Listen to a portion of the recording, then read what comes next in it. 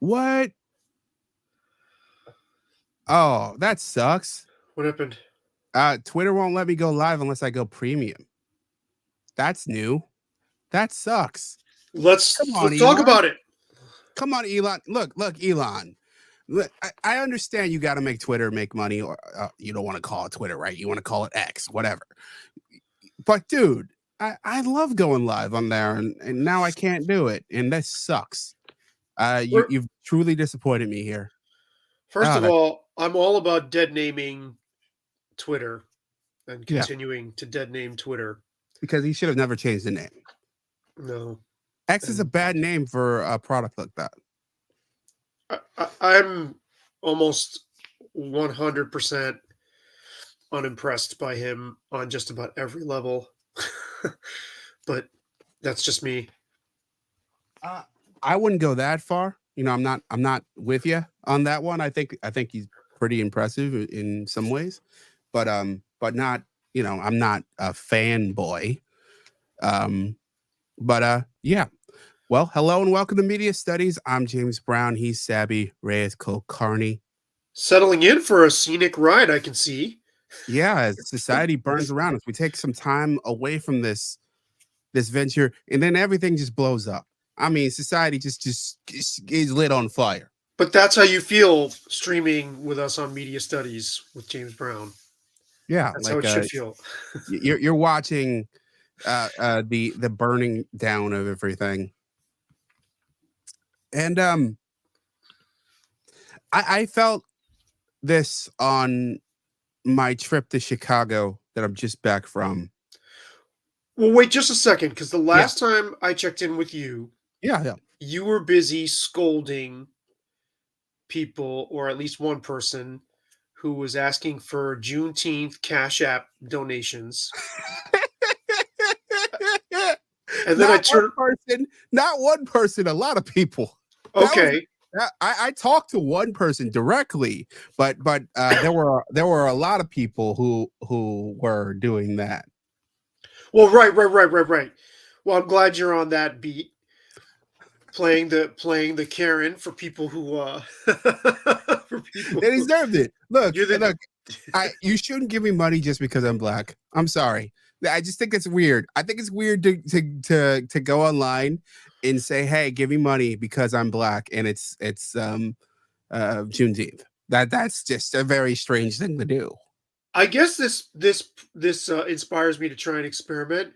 I wonder if I tried that and said I was BIPOC and biracial, I probably wouldn't get any donations, because I mean, being South Asian doesn't, it would just draw scorn, because people would be like, well, don't Indians have like a really strong work ethic, and why are you begging for money? It would just be more embarrassing.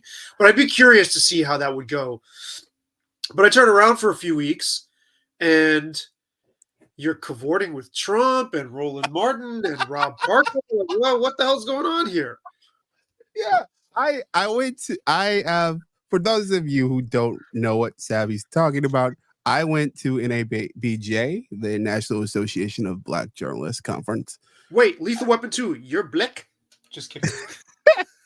I yeah, I went there, had a bunch of, interesting conversations, met a bunch of people, networked, went to workshops and stuff. And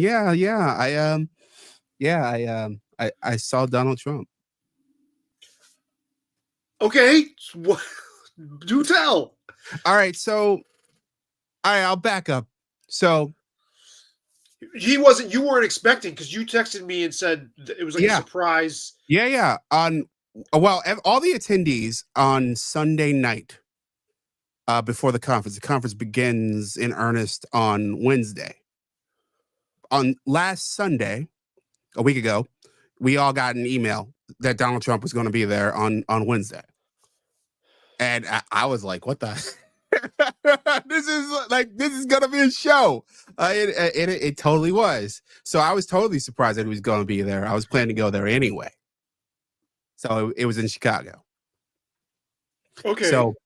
So we get the notice, and then I on Tuesday evening, I flew out to Chicago. and I'll save the TSA spiel for later. But fuck the TSA. You're awful. You should not exist. It's security theater. You're awful. Awful. Awful. Awful experience going there. Awful experience coming back. Wow, Okay. wow! I can't wait to hear about that. I All didn't right. realize that was even still a thing. That Oh, it absolutely is a thing. I mean, we're way post 9/11, like Dude, that kind of hassle. it was enough of a thing for them to grab my crotch. So I'm presuming this wasn't an attractive woman who No, did it. no, no. It was a dude. It's two big old dudes. It happened twice. Whoa, I don't that know sounds. what I don't know what it is about my body chemistry, but these new fangled machines that we walk through, I set them off. Like my shoes were off, my pockets were empty, my belt was off, Oh my god, and I set them off both in Chicago and in Rochester. that's almost like a superhero story. Like little James Brown like flies on an airplane and keeps setting off the metal detectors and realize he's got some sort of like some like special metallic bone structure that was made by Doctor X or something, or in this case it would be the Black DC universe. It'd be Doctor Umar. We'll get to him later. That's awesome. Good. I'm glad you brought him up because man, he's having a week. I mean, He's come the on. gift that keeps on giving. Like he's got more lives in terms of media longevity than anybody I can think of. Like that is a person who I thought would wear out his flavor so like literally like a dozen times already, and he's still, dude, good work if you can get it. Whatever hustle he's running to stay relevant, and he's getting funded from somewhere. Oh yeah, he's grifting for the school. Come on. Still, Yeah, yeah. It's 10 years later. It has not opened. damn, we're in the wrong business. I just saw an interview with him on the Breakfast Club, with Charlemagne and Envy, and I think and whoever they used to replace Angela Yee, Right. because usually whenever Umar comes on, Angela Yee doesn't show up. You notice that? No, why? What is her objection? He doesn't like biracial People? people. What the fuck is he? He's not totally black. Yeah, well, Umar, I mean, he claims. yes, we know that, but look at him. I mean, he claims he is. Neither is nor is Envy? whatever percent of like black Americans are not totally. Yeah, yeah. Many people on Earth are mixed. There are very few people on Earth who are anywhere near purely whatever they are. Right, and it depends how you even define that. Because if you were to break down Africans by tribe, or I don't know how that would work genetically in terms of their differences. There's a lot of blending going on there too. So that's wow. Okay. And Angela Yee is, I believe, half black, half Asian. I'm not sure which. I just thought she was Puerto Rican. To be honest, I never even noticed her. Yeah. I don't know why I didn't even, because I just look at her and Yee, obviously, duh. Yeah. But I never even gave it much thought. Yeah. So he was on there, and he said, yeah, the school hasn't opened. I still need someone to do the plumbing and the duct work. Damn. I'm trying to get approved by the city of wherever he bought the property. So listen. We have the two. I just have the two. You just inspired this. I will announce the two winners of this month's Sabby's Gay Cruise are Dr. Umar and our boy Sean King. They can go together. Sean wins it every month, like Sean's a perennial. But they can go and hash things out and hold hands and that would be a podcast. Yeah. Sean and Umar on a gay cruise. Oh, just a podcast. Somebody should think of that, and I think that'd be incredible It is funny. I've never heard Umar talk about Sean. because he's probably afraid that it'll blow back on him for all the shit he's pulled. Yeah, I mean, Or maybe Sean is beneath his contempt because he's it could be. I mean, well, I don't know about that. I mean, everybody. I'm sure even me speaking his name probably will get his wrath on some level. Come on, it is not a. He's not a guy who has much shame in terms of um, going off on people. If he how. hears you talking But, shit about him, he'll clap back. okay, well, maybe that'd be good for you then. I'm sorry about this lighting here. Let me see if this helps. No worries. I'm not There we worried go. about it. Um, So but just from a media, not to derail you, okay. but just for your analysis from a media perspective, like, how is it that some people just can't be killed in terms of their media viability? I'm not talking about Oh, literally killing him. I think there's been that for a very long time. I think it's easier now. Just because it's not even so much about you don't have to be mainstream. And what is mainstream is sort of gone out the window. I think of a great example. Tucker Carlson is perfect for this one. Tucker was on Fox. He had a long story career, CNN, MSNBC, I think the National Review at one point. He had his own outlet, the Daily Caller, and he was on Fox, and he comes, cock of the walk. And then he's let go, probably because of Smartmatic and the whole those Dominion voting machine stuff, but we don't know for sure. But the two things were right next to each other. So we could just make the assumption. And in numerous interviews, he said, I don't know why they fired me. They didn't say why they fired me. Right, and just to recap that super quick, he did go into work like on a Friday or something, had a Yeah. meeting, and then the show was done on a Monday. So Yeah. he thought that morning he was not getting fired. Right? Yeah. In fact, because on that show, even on Friday evening, he was just eating pizza Right. and said, we'll be back on Monday. And yeah, he was in a meeting that morning, like you said. So like he had no idea that it was about to go down. Now, that guy goes away. In a different era, he faces the fate of a Bill O'Reilly, essentially, where he becomes smaller, much smaller, and has to start from scratch. So this in this era, he said, screw it. You can't, bribe me to go away. Right. You're not going to pay out my deal. Okay, Right. screw your non-compete. I'm going to just go online. I'm going to go online, and my people are going to find me. And he's paid off. I mean, he's Boy, starting. have they ever found him? Right? Like, isn't he like totally trouncing his old numbers? Hard to say that for sure, but just because podcast numbers are weird, but I would say he's matching or beating. Okay, which is right. And you could argue that a lot more people have found him just because of the nature of the medium. The fact that in terms of social media, in terms of podcasting, there's no longer that sort of barrier for entry. If you are curious about Tucker Carlson, you can just go find Tucker Carlson.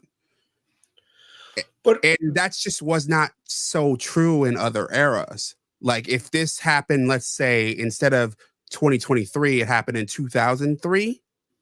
Yes, he could go to the internet. Yes, he could do a show still. But the mechanisms to create a show and to find him were more primitive. sure.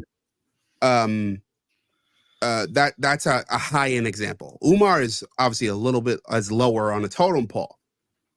Omar, despite the fact that he's been, widely called a grifter, he's been trying to raise money for a school, the Marcus Garvey Frederick Douglass Academy since I think I saw him in 2010, 2011. Like it's been a long, long time. How much money do you estimate he's He's acquired for that school? well, he claims. Well, we know he had a what was it, a GoFundMe or whatever, that was around $1 million, and then he said he gets checks in the mail. He says he gets cash apped. He gets all sorts of other lanes. So I don't know exactly what that money is. But and I know his ancillary revenue because I'm pretty sure, unless you're giant, like if I wanted to get Umar on this show, I couldn't just ask him to be on the show. Umar would ask for money. Sure. In most podcasts that he goes on that aren't big, they pay him. And the big ones probably pay him a pretty penny to be on No, the there. big ones don't. Oh, they don't. Okay. Right, because it's better. No. Right. Because it's advantageous to him to go on those. Yeah, So they have that leverage. But yeah, okay. yeah. So if you ever see him on a middling YouTube channel, it's because he is being paid to be there. I wonder how much money he's made. He's grossed on the premise of starting this school. We're talking. You saw him in 2010. This is 14 years now. Yeah, we're talking. I don't know if 2010 is exactly right, but around then.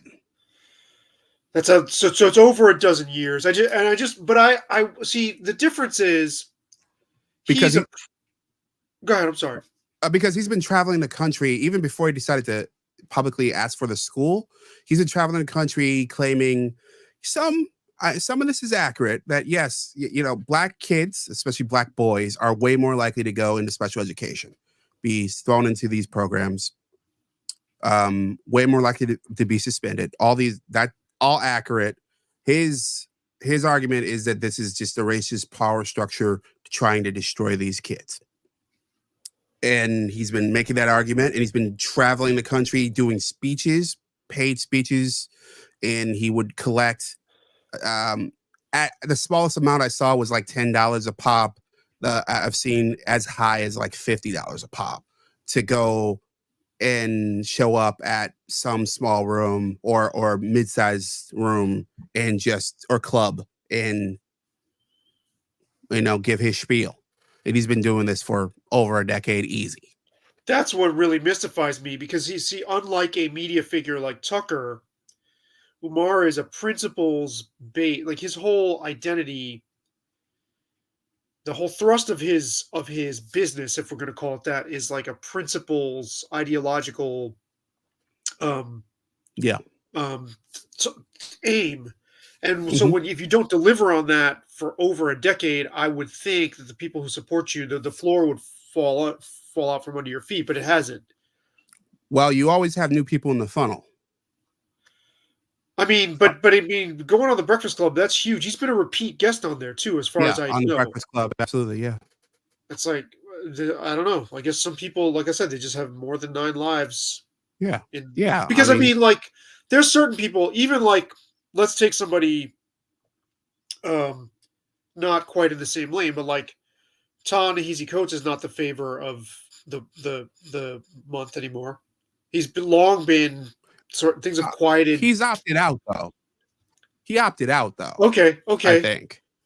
I But it mean, doesn't from what work I for know about, everybody to just keep yeah, their I think flavor. Sean King's a better example. I mean, than Yeah, Ta-Nehisi, yeah. because Ta-Nehisi is making Marvel comics at this point. Like he totally left the whole sort of race journalist, thing he had going with the Atlantic. He's out of there. After his last book, he would just went and, oh yeah, I'm gonna write Black Panther, and he moved to France, I believe. So I really haven't heard much from him recently, and I wonder why. I don't have an answer. I have some thoughts, but I wonder why. What are your thoughts? My thoughts is maybe he had a moment of clarity. Are you implying that he realized that what he was purveying was not the most, let me put this kindly, substantial, or accurate or I well mean, thought out. that's one that's one direction it could have gone. Another direction could have gone, like my girl and I, we were talking about this actress Terry Farrell. I'm not So familiar, she but was on Deep Space Nine, the Star Trek, oh, okay. and then she went to be on the sitcom Becker, and the sitcom went into syndication, and she was on Deep Space Nine, that was in syndication, and she had made her nut. She just retired and moved to Hershey, Pennsylvania. Nice. Just straight up, I'm done. I can make money when I want to. I can go do The these Star Trek conventions. conventions. Yeah. I Yeah. can sign some autographs, but I'm just gonna go have a kid, hang out in Hershey, buy a house, peace. Stay away All from the right. public eye. Yeah. So I could see a scenario where he's like, "Hey, look, I am just tired of this battle in this war, and I don't think it's I don't want to be this anymore." Or he's like, "Well, maybe I just don't agree with being this." I don't know which it is, but my guess is that he had a moment of like, "Hey, look, I don't want this as it is." And I think another piece of that, another possibility could be, and Andrew Bustamante makes a similar argument, is that maybe it's just time to get out of America. Well, there's another possibility, which is that he realized that maybe he realized he was being used as a pawn by a certain kind of establishment bourgeoisie um, mentality, which is what I've always thought about him, and like he's someone that's easy to serve up at dinner parties, like metaphorically speaking, Sure, right? Like his ideas are very like I think he's an excellent writer, but there's not much to his ideas. sure, They're very they're perfectly tailored to the kind of mentality that would eat them up.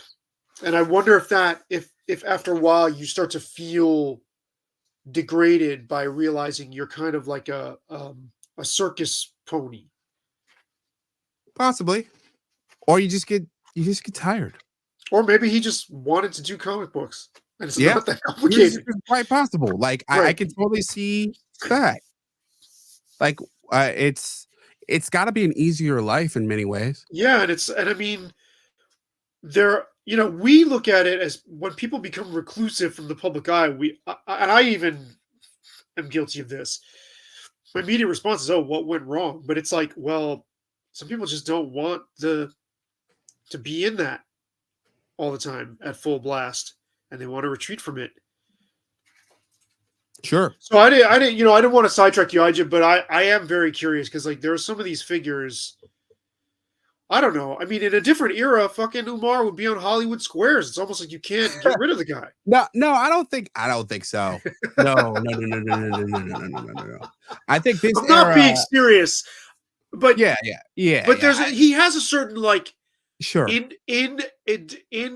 extinguishable cachet that I can't even dude, not Because the even barrier for Hollywood people entry is have that. short. The barrier for entry is smaller.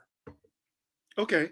Okay. Like it's just like it's easier to get in and have, you know, um a, a sustained,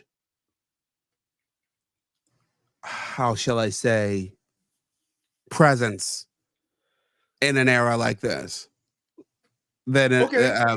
than it was in previous eras, because you can go on and while nobody's watching and keep going. And back then in a day, it cost a whole lot more to do it. He can literally just go on Instagram and do his King Kong consciousness, as he calls it, I was gonna rants, I was gonna say, yeah, clarify that. and he can just do it, you know. And he can do it in a large public forum. And some people don't care about the grift. Apparently not. Apparently not. Yeah, I mean, and I was gonna say there are some Hollywood people and musicians and stuff who like they can't sustain their reach. But I mean, they've fallen farther. They were higher up and fell farther Yeah. in the public eye. So So, uh, shall I detail how the Trump thing went? of course, I've been dying to hear about this for days All now. right. But I actually asked you to wait until we were Yeah. streaming. All right. So I get there. It's Tuesday night, and then I get to the hotel early on Wednesday morning, and there's buzz. It's like, like I meet people, and like first thing they want to talk about, like, you going to Trump thing? You gonna go to the Trump show? Trump show's gonna be there. This is crazy. And the thing about the Trump thing that stuck out to me immediately was the fact that the interviewers, there are 3 black women, not one black male. And I found that a little bit weird, a little bit irksome. Why? Well, the perspective and the um the tact, the approach of a black male in this circumstance would be different than a black female in this circumstance. There are different issues that, black people, as we'll get when we get to Kamala later. Kamala, I have to correct you. Kamala. As we get there later, like, one thing that's clear is that, like, we're not monolithic. We're not all one big clump. Like, there are things that even you could tell us in polling. There are things that black males care about differently than black females care about, and it's sort of like it was. So I found that a bit weird that you, if you're going to do this, you're going to have Trump there, that you're just going to have him talk to 3 black female reporters, even though their opinions are clearly very different. I was going to ask you that. I was going to ask you that if that, how much variation there was between them. Yeah, I mean, look, Rachel Harris, I don't know her politics so much. I'll play the clip, and I think it kind of comes through. That she thinks that Donald Trump is an existential threat to humanity. Essentially, I got that's the vibe I got from her, and I can play it. You want me to play it? Oh no, I'd much rather hear your sort of setup first. We'll get there in a moment. All right, so I got the sense that from her questions that she was personally insulted by Donald Trump on many levels, and whether it was a direct insult or just something she felt, that she totally took it personally. That he was there, or just him, that he was there, or his existence? I think all of the above. Okay. Because I definitely got that vibe, not just from her. I got that vibe from some of the other journalists around. Roland Martin, who was in the room and screaming, and certain people definitely had they were offended that he was there at all. That it debased the conference just having the former president of the United States there speaking, which I find that just amusing and just dumb. Look, the guy is a former president of the United States. He might be president in a couple months. We should welcome him and ask him questions. Like, the idea that we shouldn't like interact with a guy who might be president of the United States, that just seems very strange to me. It doesn't matter if you disagree with him, and it's fine if you disagree with him. I disagree with him on a lot of stuff, but that doesn't mean we should not interact with the guy. Guy was, and no matter what happens in November, this guy's gonna be a very important figure. It is one of the not just going to be. He is one of the most important figures in American history on a lot of levels. I mean, this guy has basically transformed the Republican Party.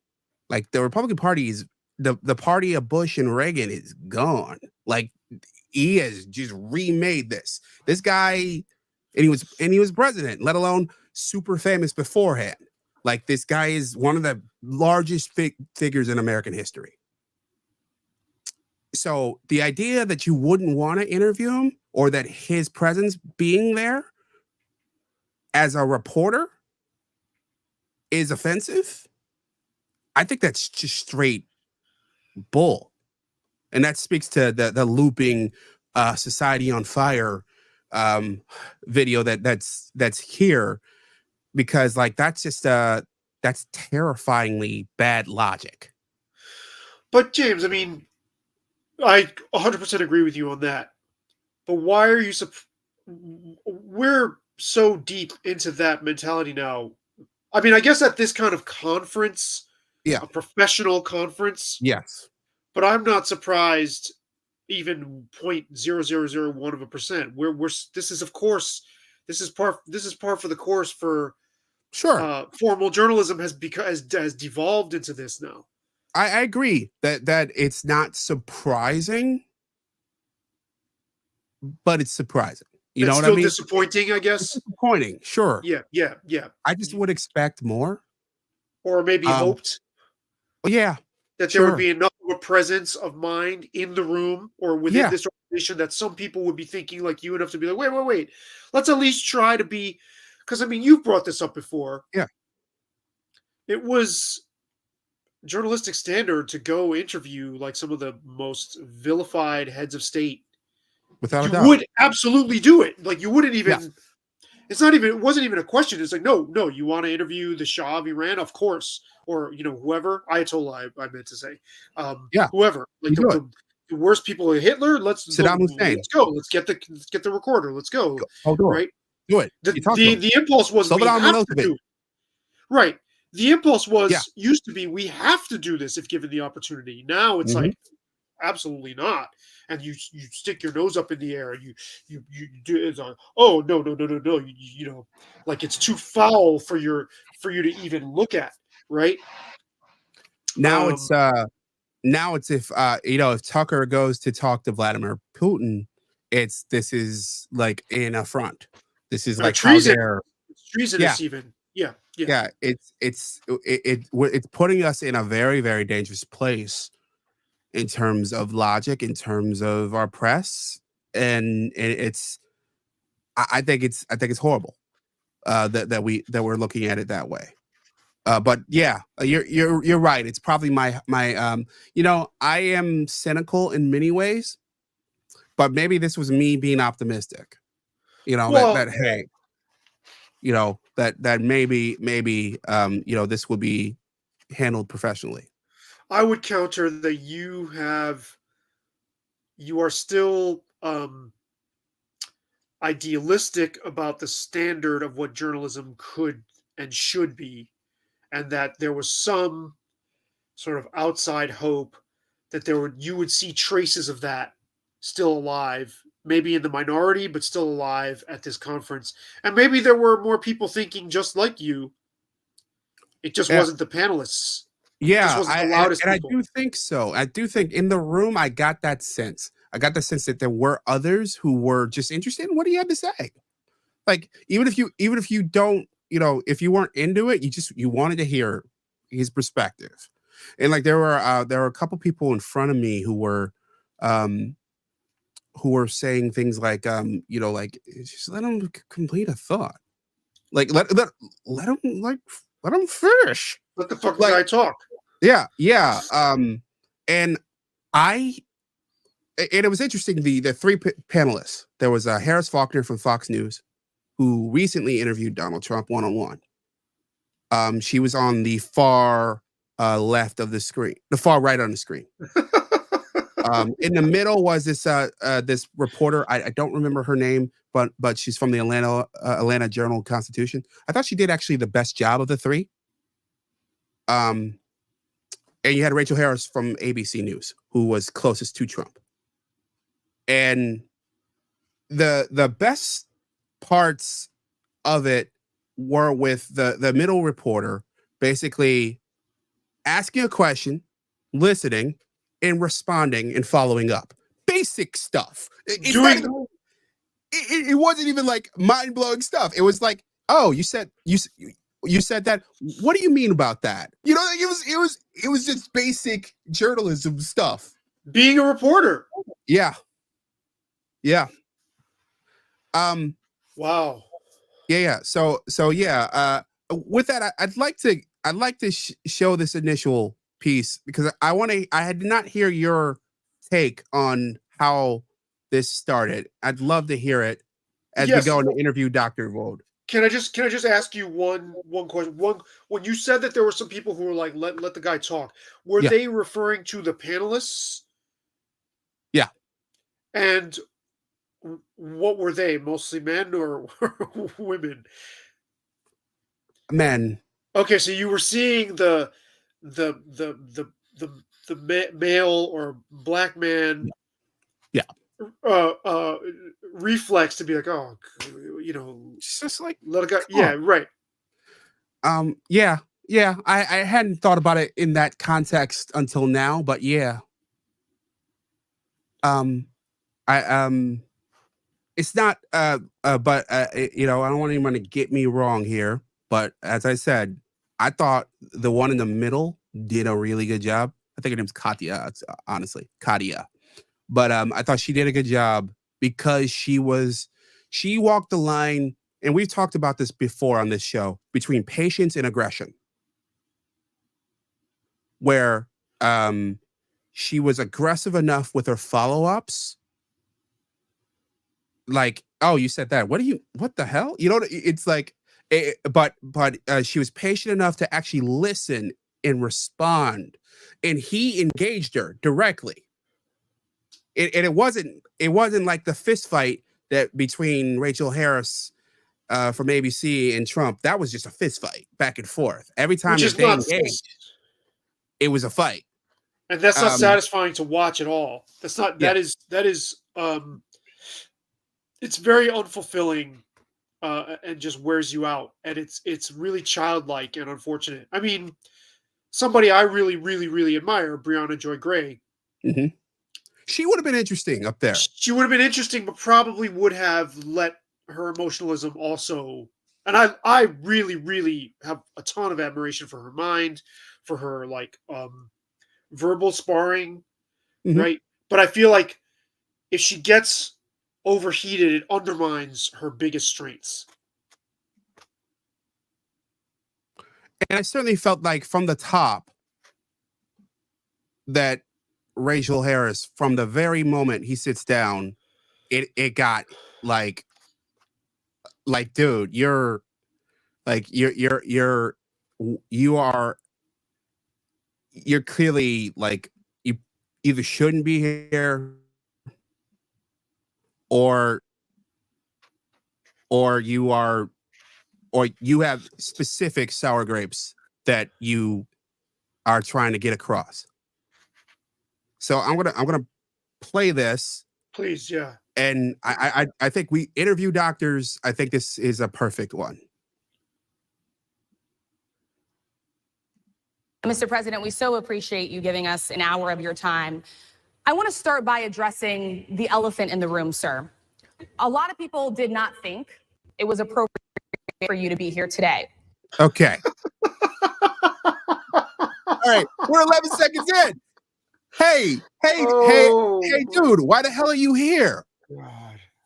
Hey, we don't think it's inappropriate. And plus, her tone, I thought, was pretty like, oh, like, she, but hey, why the hell are you here? I, I, the way I see it, any interview is essentially, it boils down to a conversation. It could be an aggressive conversation. It could be a forceful back and forth, but it's a conversation. They have to want to interact with you. When you start something like, hey, a lot of people think you shouldn't be here at all. Like that I think you're setting a tone of just like, oh, you wanna fight? What's your I take? hate this. I hate this already. And not to channel my inner Jason Whitlock, but I'll put it this way. My daughter, who is 6.5 years old, has a certain walk when she's upset with me or her mom, and she her head is like way straight in the air, and she stomps across the room, and it sounds you can hear in the way she's stepping that the adults are in trouble, basically, and she's Mhm. disapproving of us in the way. That's what this reminds me of. It's like a teenager's tone of voice, and it's so undignified. It's just, and also a lot of people. I know that is very common. I see that in formal journalism and media presentation now, which drives me crazy. I mean, Fox people say, right, Yeah, that was their big thing. That construction should be banned from sure. even one-on-one interaction. Just give an example, Yeah, you should name names. and not encourage people to just extrapolate in their head to this faceless mass, because Well, statistically we're not being precise when we do that. and an easy way to do that in this circumstance, there were 2 board members who quit because this Over was his being happening. that. Yeah.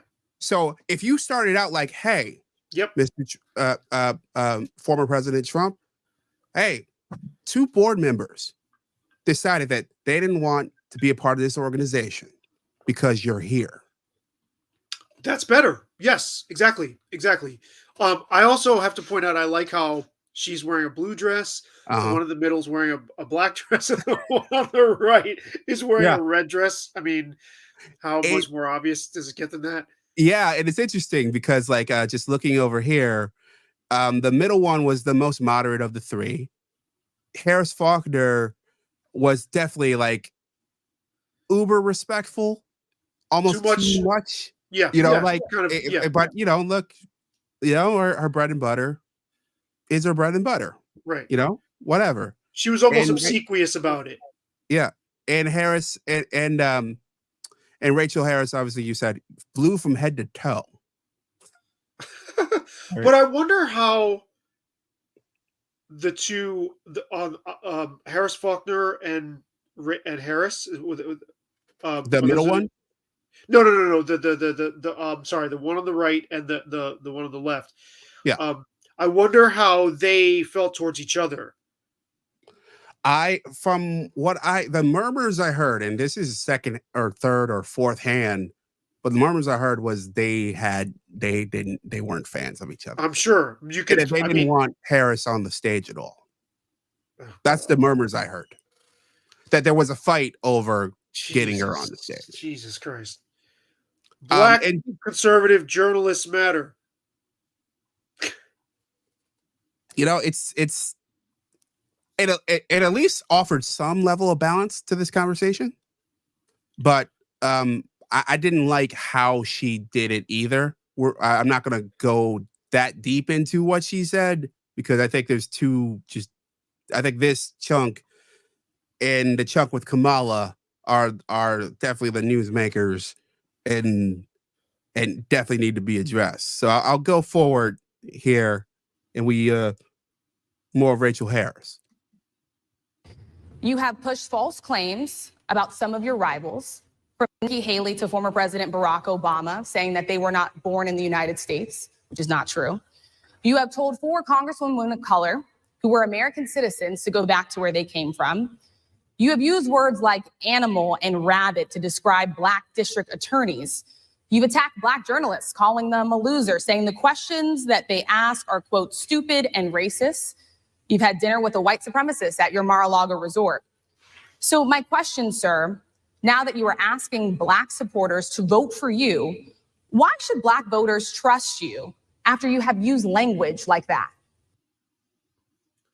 So that was a 40-second after that first 11 seconds of setup of just basically like a laundry list of I hate this about you. I hate this about you. I hate the way you dress. I hate the way you talk, the way you walk. I hate everything about you. Why should we trust you for being here? But see, I don't actually think the question itself is unfair. That this Mhm. is the issue. I think the tone, Yeah. robs the question of its effectiveness and of its bite. I agree. I would have asked that with a different tone and been like, okay, help us understand, help us reconcile these claims with you being here. That's what I would have said. Mhm. Right? I Like, in think other words, I think you could pare this down where it's like, hey, look, couple people who were involved with this board, they were so offended by your presence that they quit. And they quit because of X, Y, and Z. And both of them had long Twitter posts explaining, because they felt like you were unfair to Black journalists, that you had and that you lie a lot. Why? What are your thoughts about that, or sort of, or sharpen that a little bit to a point, or to some degree? And one thing I do a lot, which I don't know, it depends how antagonistic somebody wants to be or feels comfortable being. Mike Wallace wouldn't have done this, right? Mhm. Felt he could go toe to toe with somebody. But one thing I like to do, if I feel like a question is going to antagonize somebody or put them on their heels a little bit, what I'll do is I'll say, someone comes up to you and says this, and this. What's your response to them? That way they direct all their defensiveness at that imaginary person and not at me. And then I can sort of still be with them enough Exactly to have them reveal things. I think a lot of journalists would be like, nah, fuck that. I'm gonna just go up there and throw punches. But I don't know. I can't wait to hear his response. Yeah. To your point, and this is back to what I was saying a bit ago. It's a conversation, and it's a relationship that you're going to have with this guy for whatever amount of time you're sitting with him. So right. you're going to have to keep him wanting to engage with you there, and not clam up, or put a shell up, and you're basically cutting your nose off to spite your face when you do that, just to sort of grandstand. I think that's a really unfortunate way to begin an interview. She could have asked that same substance, gone for the jugular with those exact same ideas, just presented them differently. Agreed. So, Chump's response. Well, first of all, I don't think I've ever been asked a question in such a horrible manner. First question. You don't even say, hello, how are you? Are you with ABC? Because I think they're a fake news network, a terrible network.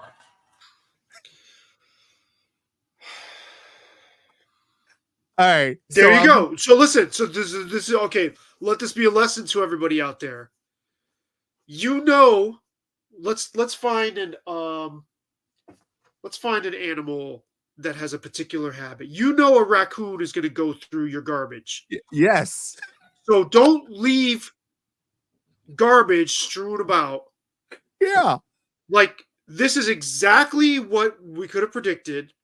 And now you just completely fucking torpedoed any substance chance for substance you could have gotten out of this guy. Now he's doing his routine, his bit. Yeah.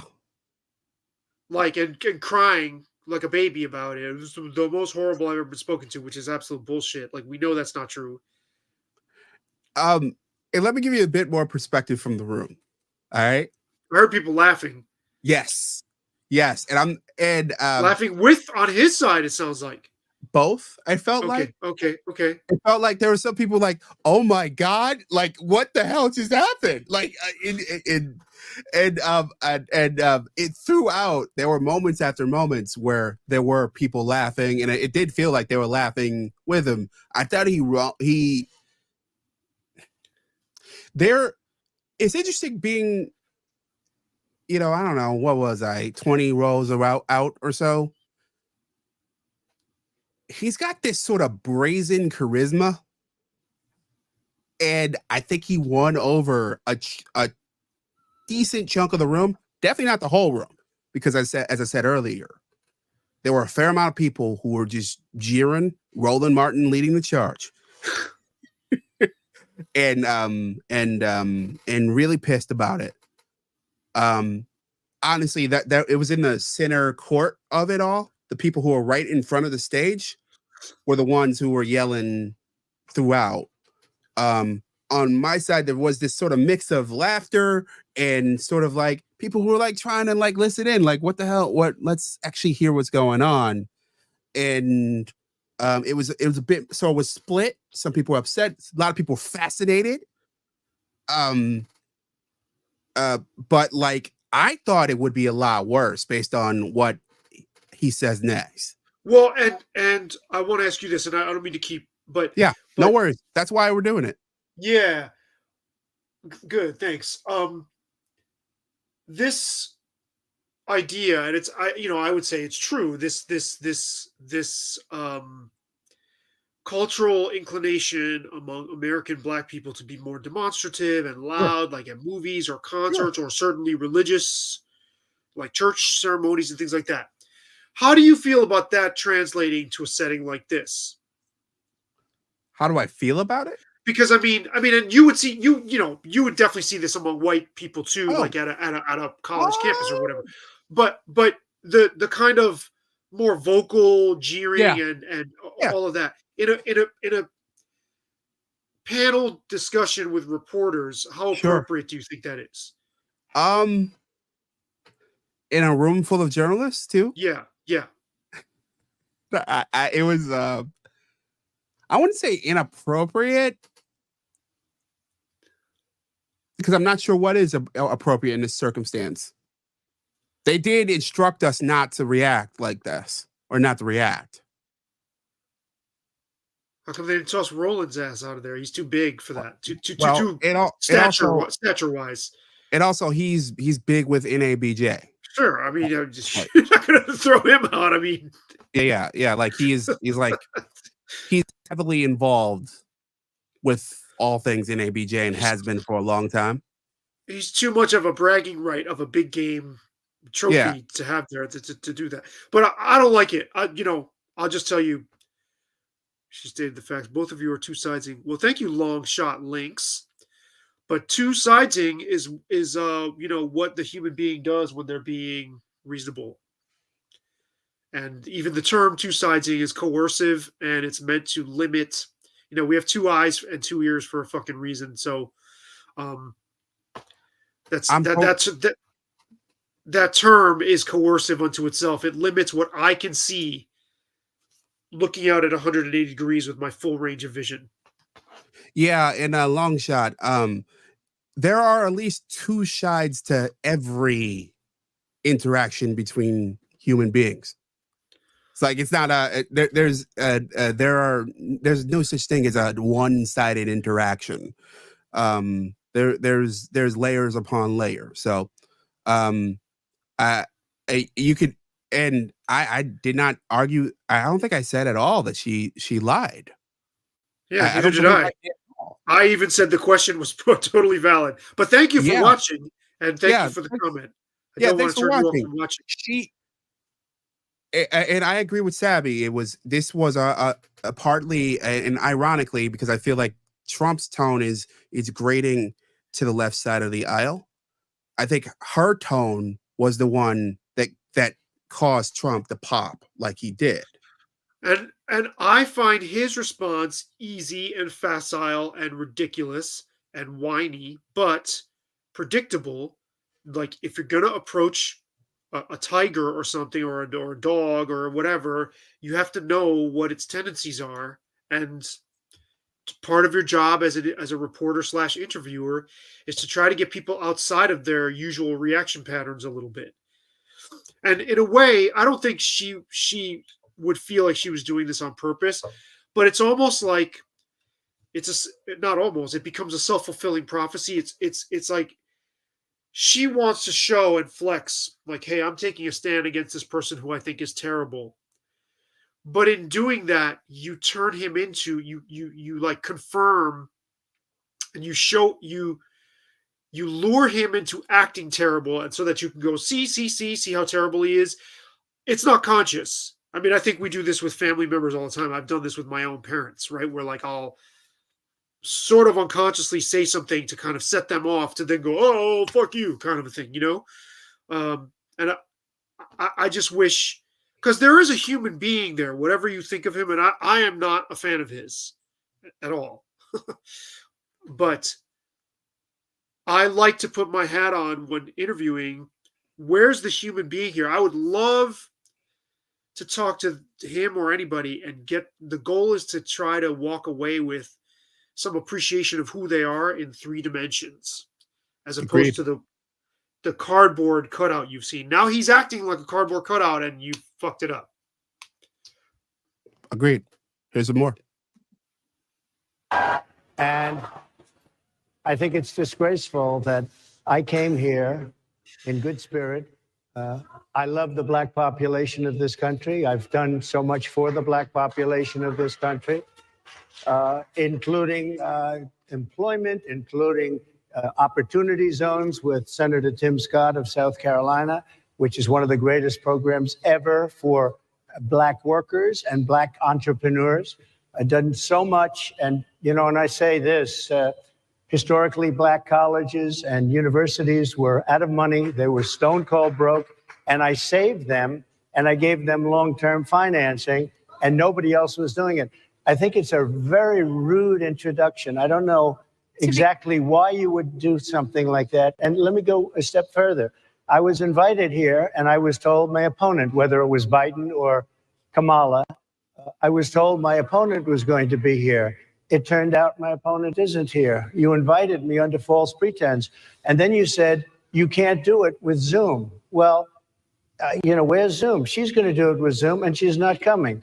And then you were half an hour late, just so we understand. I have too much respect for you to be late. They couldn't get their equipment working or something Mr. was President, wrong. I would love I think you it's can a answer very the question nasty on your rhetoric question. and why you I have believe that answered black the voters question. should trust you with another I 4 have years. been the best president for the black population since Abraham Lincoln. Better Oh, than, shit. better than President Johnson, who signed the Voting Rights And Act. for you to start off a question and answer period, especially when you're 35 minutes late because you couldn't get your equipment to work in such a hostile manner, I think it's a disgrace. I Let really me do. let me just ask a follow-up. Whoa. Okay, Yeah. well, what do you make of his claims, though? Because this is where this gets very complicated with this guy. Mm-hmm. Yeah. Okay. Can you I address, don't can you have. address his points from your like objective? Yeah. I don't have all that off the top of my head. I know the HBCU thing is totally correct. Okay. There were it was late in his run, I think 2019, and HBCUs, some of them were on the verge of bankruptcy, and yes, he did sign on. You could argue that any president might have done that, but yeah, it's sure.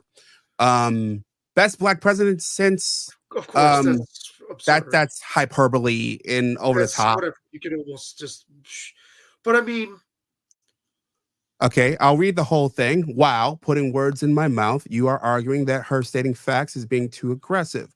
That's two-siding, giving deference to how the reporter approached an interview. Well, as a guy who is a reporter himself and has conducted many interviews, I was giving my opinion on how she approached it in that moment. That's my perspective.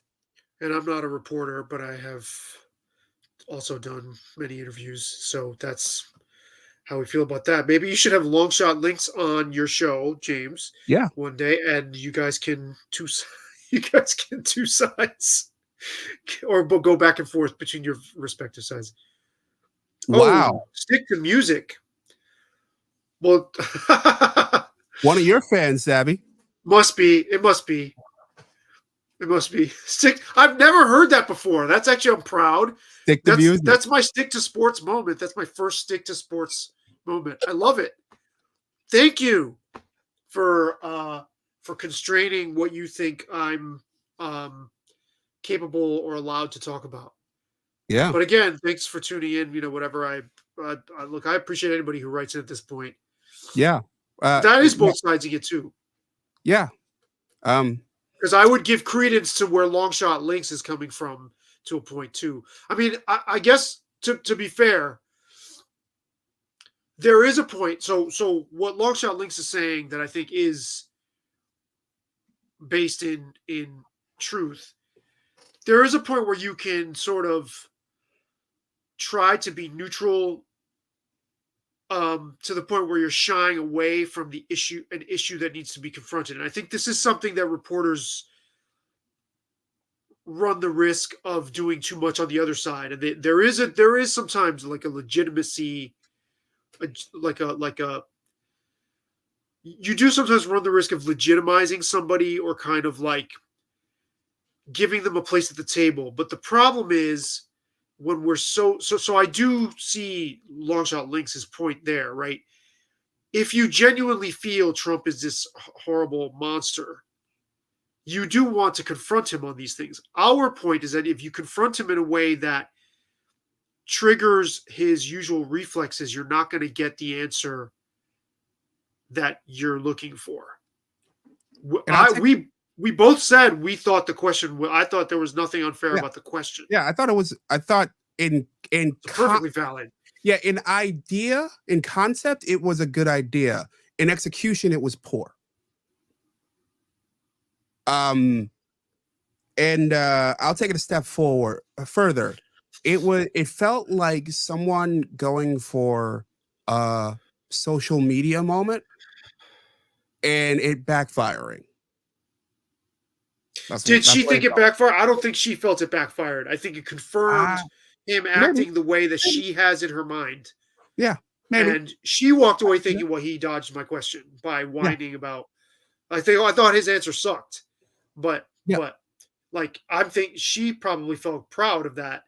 That he kind of dodged the question and just smeared a bunch of self-praise on it. But I am very curious though. Yeah. What is your assessment of him with race and with Black Americans specifically? Very mixed. With race, with Black Americans specifically. Yeah. Or both. Interesting. Race widely is a different issue. We'll talk about Black Americans specifically. I do think he's courted Black Americans since the moment he started running. I think that was pretty clear. We do know that in terms of, the long, another comment from Longshot. Well, we would disagree highly with that. There's no neutrality in media.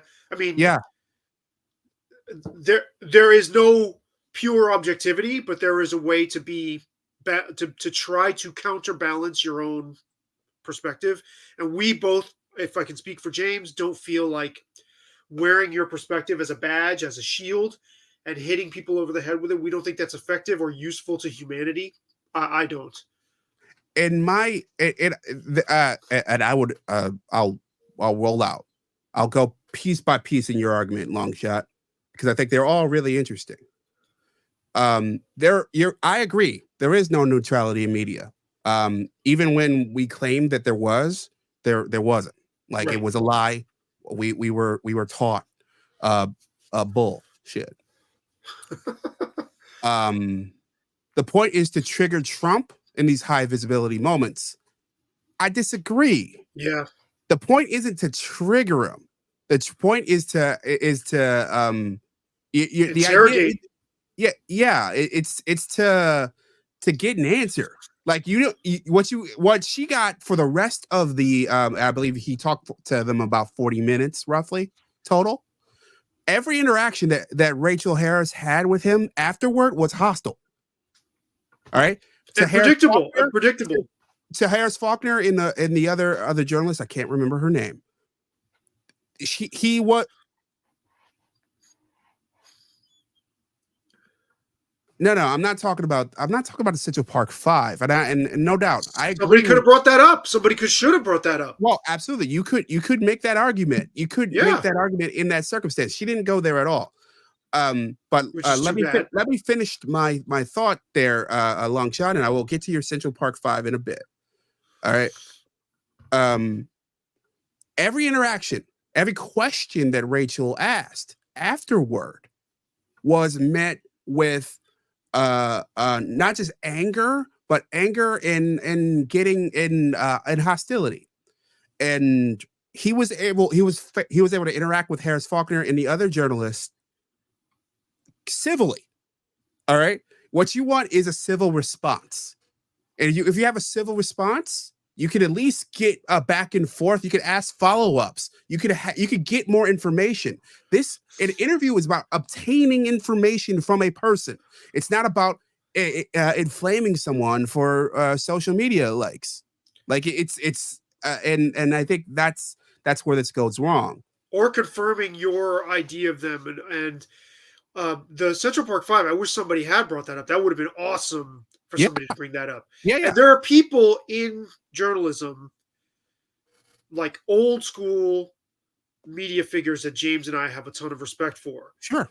I mentioned Mike Wallace, Morley Safer. I'm much more a fan of Barbara Walters than James was or is. But people who ask tough questions. Bob Costas could have asked this question about the Central Park. Hell, I'll even go to someone who was there that I saw speak. Pierre Thomas. He's with ABC News as well. A black man. He covers the justice system right now. I've seen that guy get in a room with somebody and grill him and do it civilly.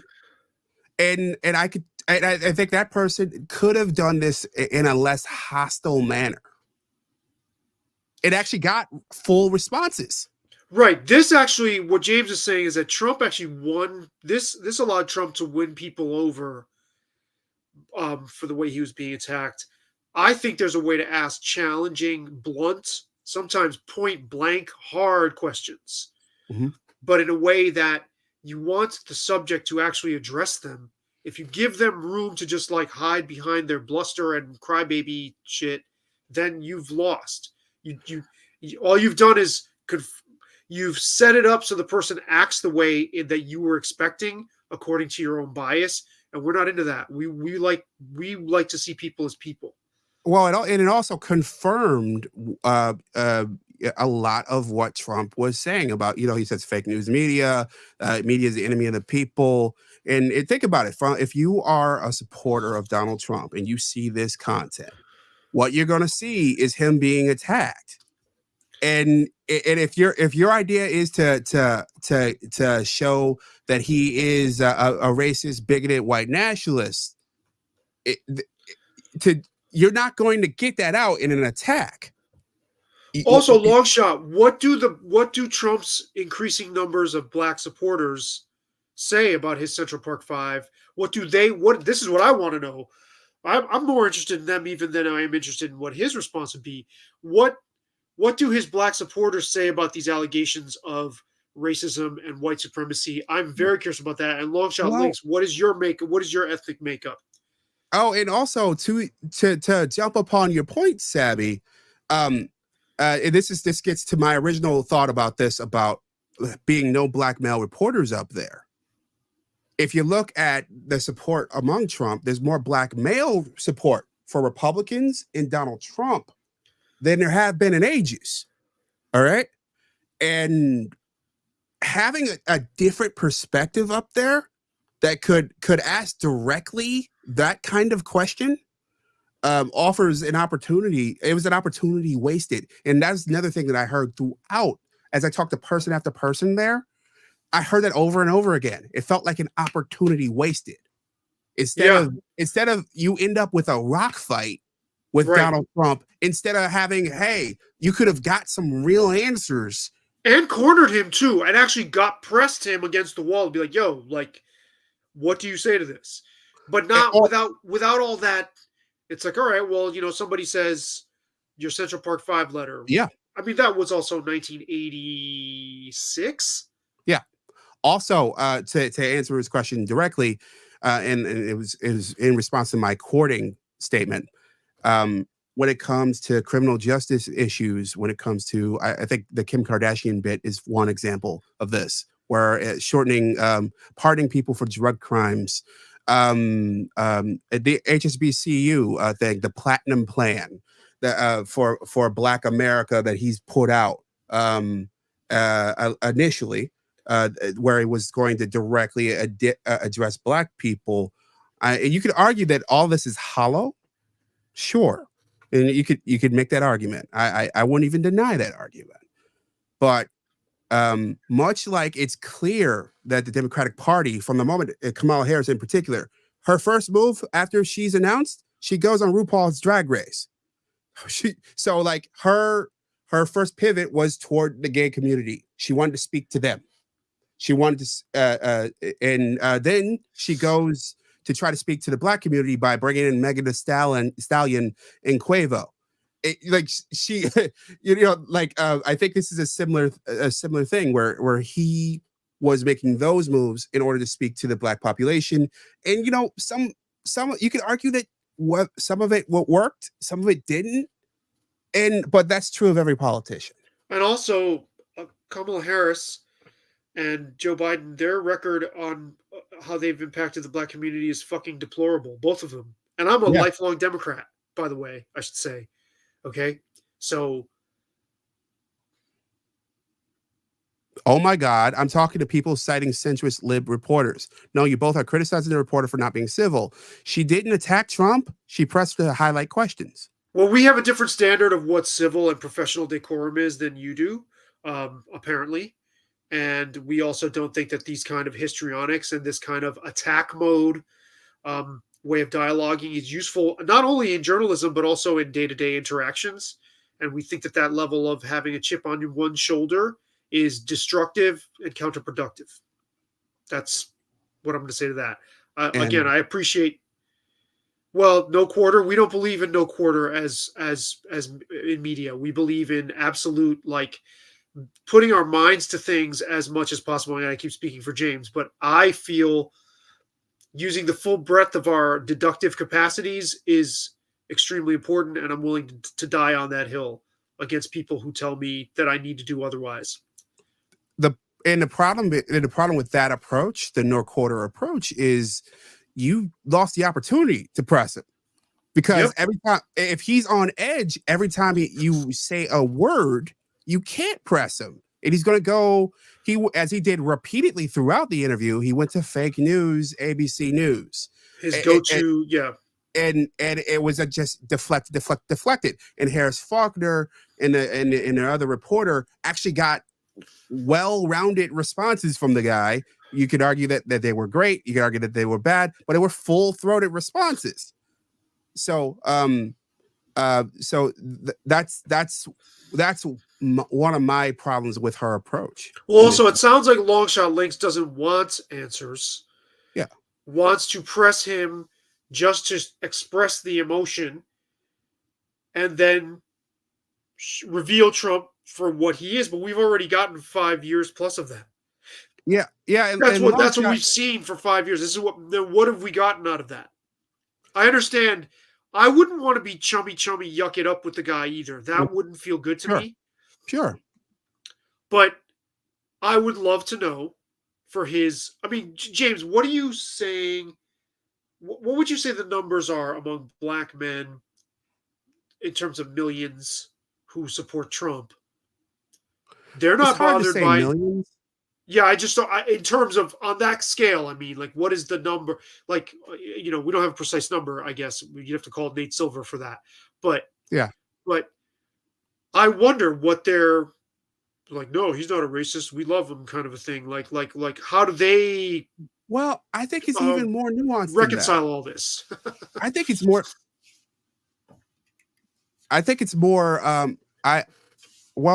Yeah. We don't have to advocate. We don't have to advocate for anything. Our job is to, like, what are you talking about, man? People. Yeah. We don't know if this is a man. I didn't assume this was a man. Yeah. What is your makeup, Longshot Links, and how did you discover this live stream? That's what I want to know. Stick to music. Yeah. And by the way, your podcast should be called Stick to Music. I love it. Longshot Links. That is fucking great. Dude, that's a great suggestion, and I have you and Longshot Links to thank. Yeah. But James, awesome suggestion. I think that's a fantastic idea. I have Longshot Links to thank for that.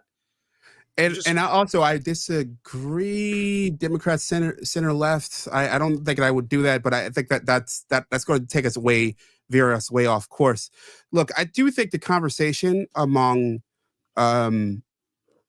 Black men in the Republican Party, I think it's a bit more complicated than loving Trump or hating Trump. It's more about the reaction to to the Democratic Party. Sure. And basically, you know, I'm thinking of one of the conversations I had where it feels like you're not a priority, where most black men are culturally more conservative. Sure. Even if they are Democrats, they're not, Sure. you know, they're not, you know, leftist or very, very liberal. Sure. There's a lot of us who are Christians. A lot of us look at sort of the veering left, maybe not a complete leftism.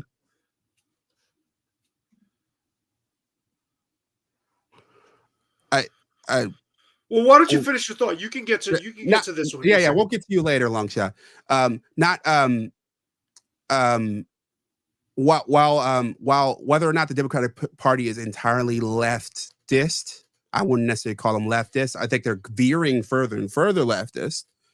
That that the party is it's strangely enough the Elon Musk argument, which is basically the party is moving over here. I'm over here. The party's moving away from me.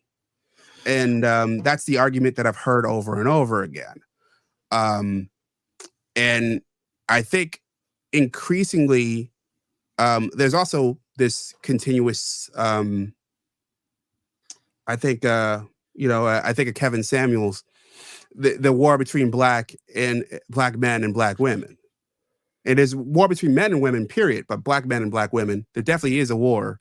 There's definitely some tension there. It's not a universal thing, but in terms of politics, women, especially black women and women in general, are becoming increasingly progressive, increasingly leftist, and the rest of us men are like, well, I'm over here now. Like, and the party, especially the Democratic Party, is catering to those groups. I saw Megan Dom cite a study or that showed this the same is true in Korea. So this is Yeah. not just here. And Yes. this is not just among black people. I agree. Like there's this like more sort of universal fault line that appears to be forming. I pictured Kevin Samuels before you said that. I pictured Kevin Samuels on that as one of the moderators up there checking that woman. How ridiculous that would have been. That would have been amazing. That would have been amazing. And it made me think that actually he would have been. Oh man, It made me think he would have been a really interesting reporter had he chosen a different path instead of what he was, right? Like because he certainly looked the part, right? He had this kind of air of dignity and formality about him, right? Like, yeah, and I want to I want to before we get back to you, Longshot, I want to show something else, something that I've been thinking about for a long time that I think that speaks to this a lot. I know, Sabby, we've spoken about Peter Zion a few times. And I think I don't have complete agreement with him, but I have agreement with him on one thing in particular. He's been arguing that the parties are realigning right now. In this chart that I put on the screen, is his representation of how the parties are realigning. And what's circled here is what he's called the Trump coalition. Interesting. All right. Yeah, Sarah Hayter also argues that we're in the middle of a political realignment. Yeah, party wise. Well, and it happens, you know, a bunch of times throughout American history. Remember, the Democratic Party they fought for slavery. That's right. They fought for Jim Crow. It was not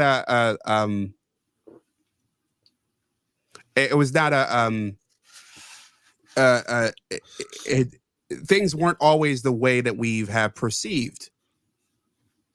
So,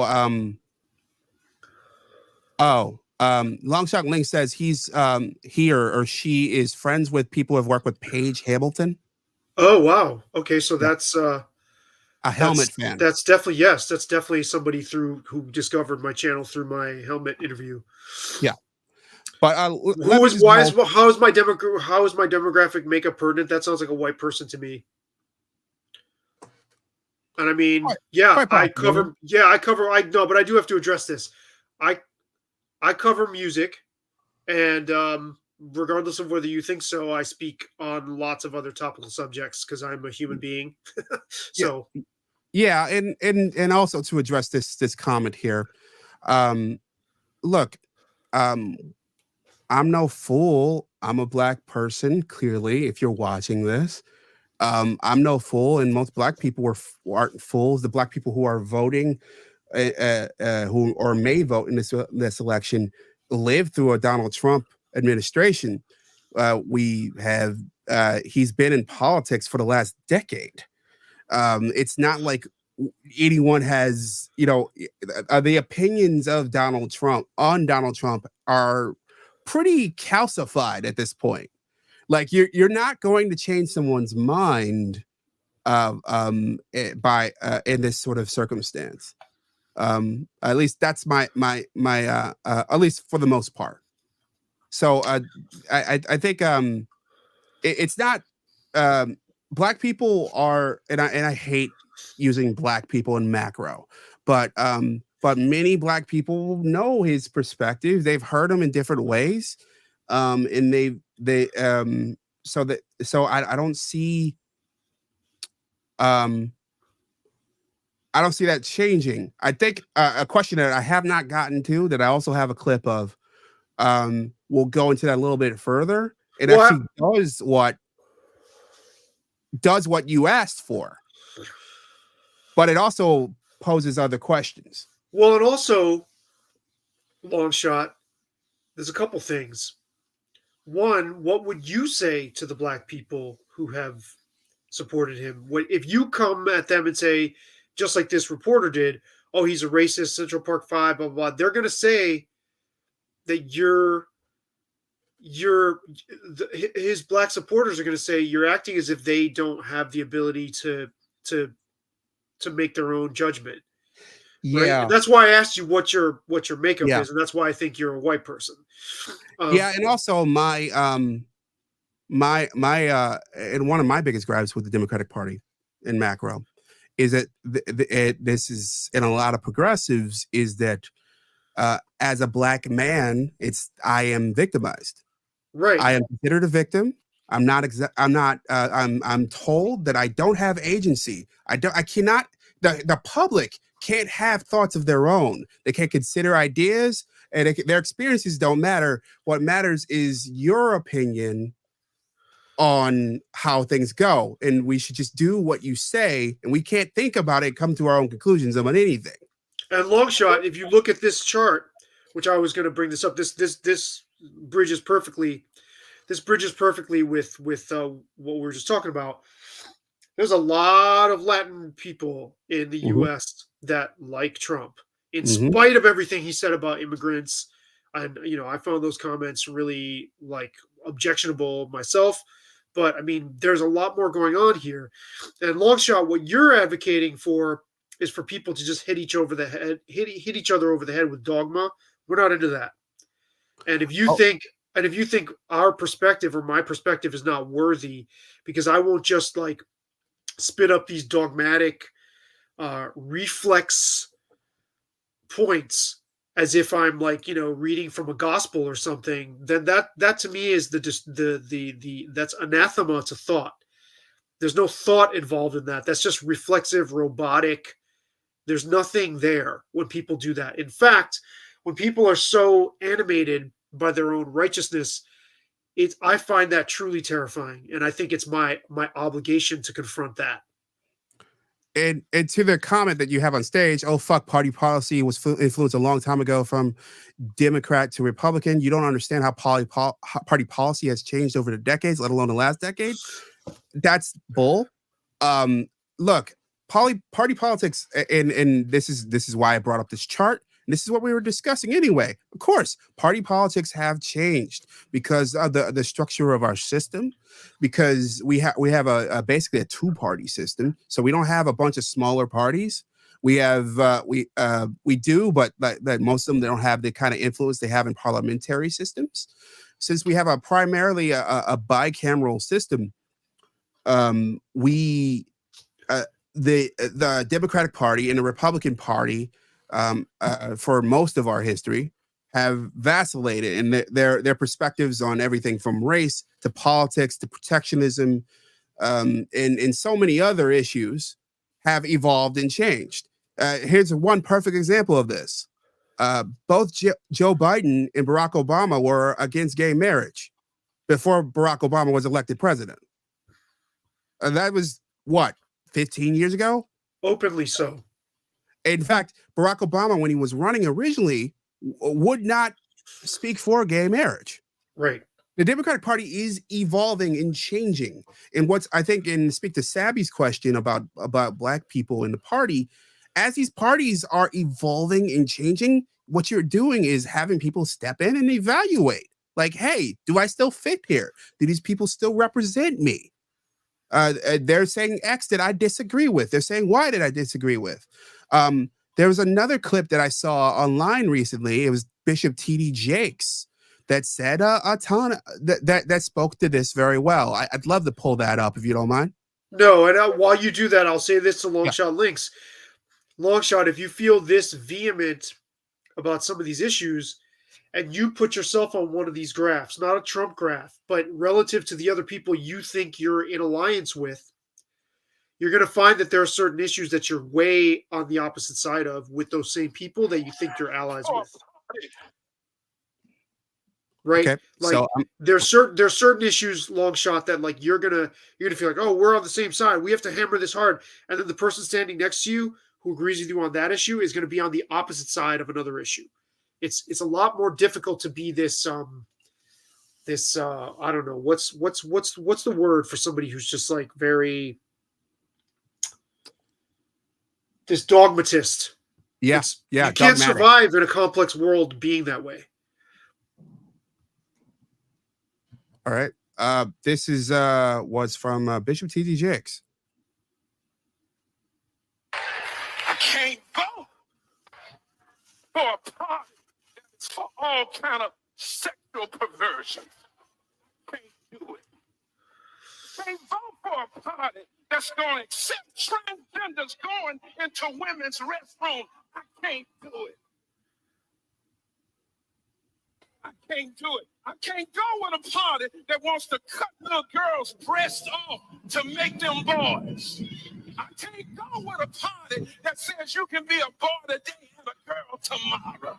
I can't do it. I can't do it.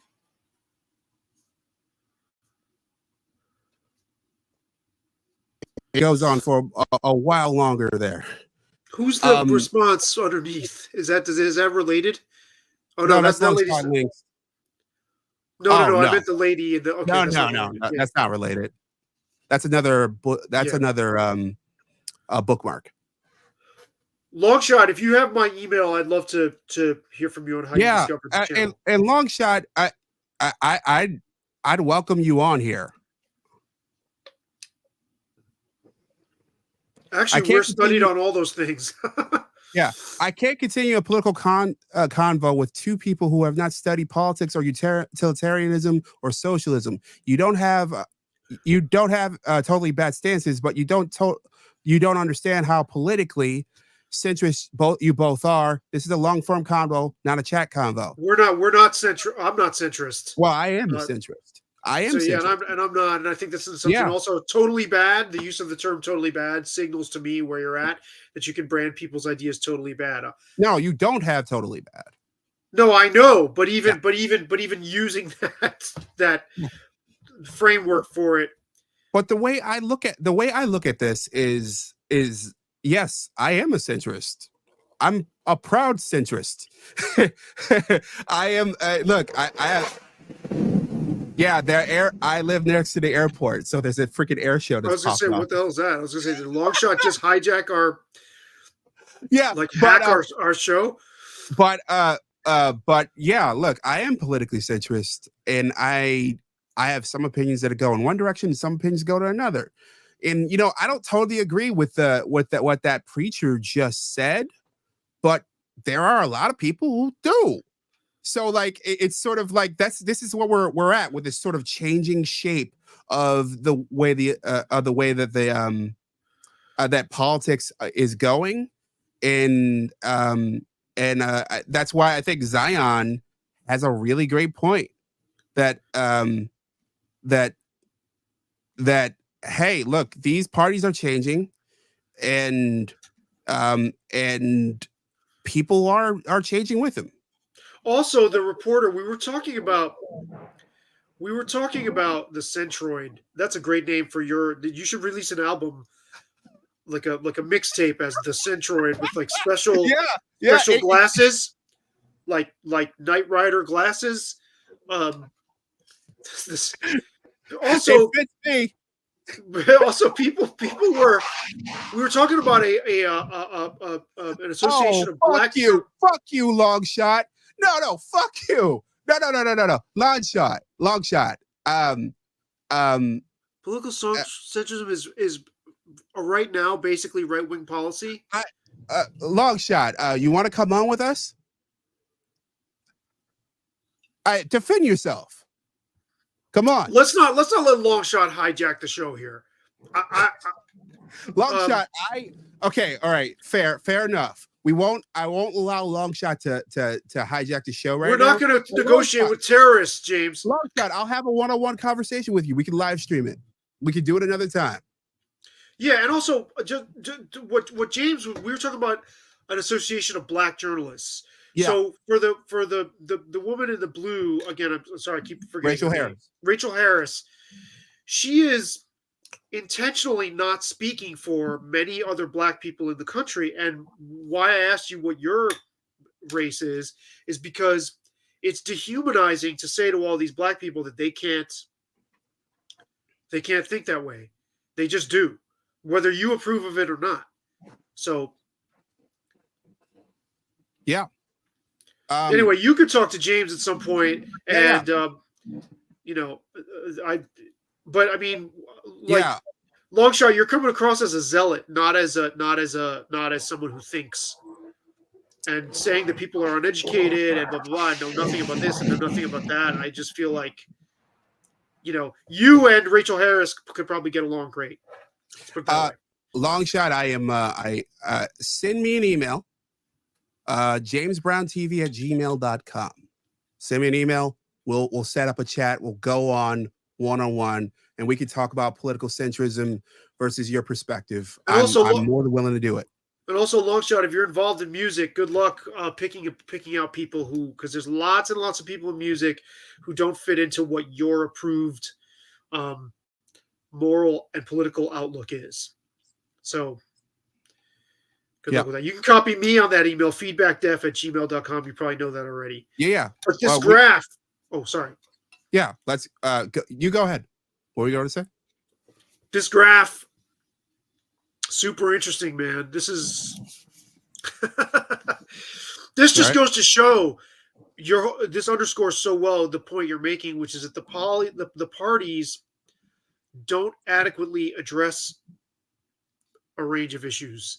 They just sort of expect you to get into the same egg carton as and that's it. But there's so many other issues where things break down across party lines.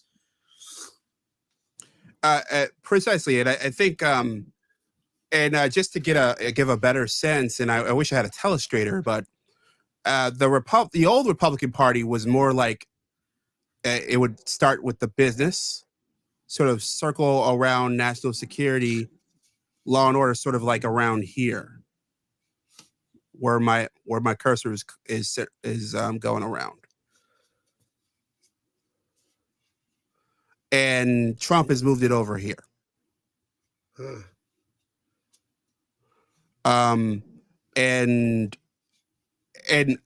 Democratic Party has sort of become more kind of like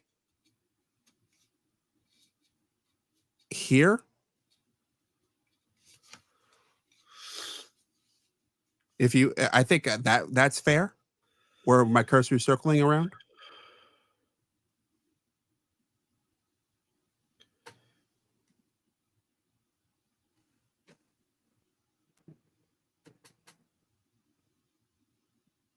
Savvy, what are your thoughts? Well, I mean, I'm just still taking it all in. I'm just like, I wonder where we're going. That's what my thoughts are. Yeah, I think we're getting increasingly divided. I think we're going to be further and further divided because there's fewer and fewer people like me to long shot's point.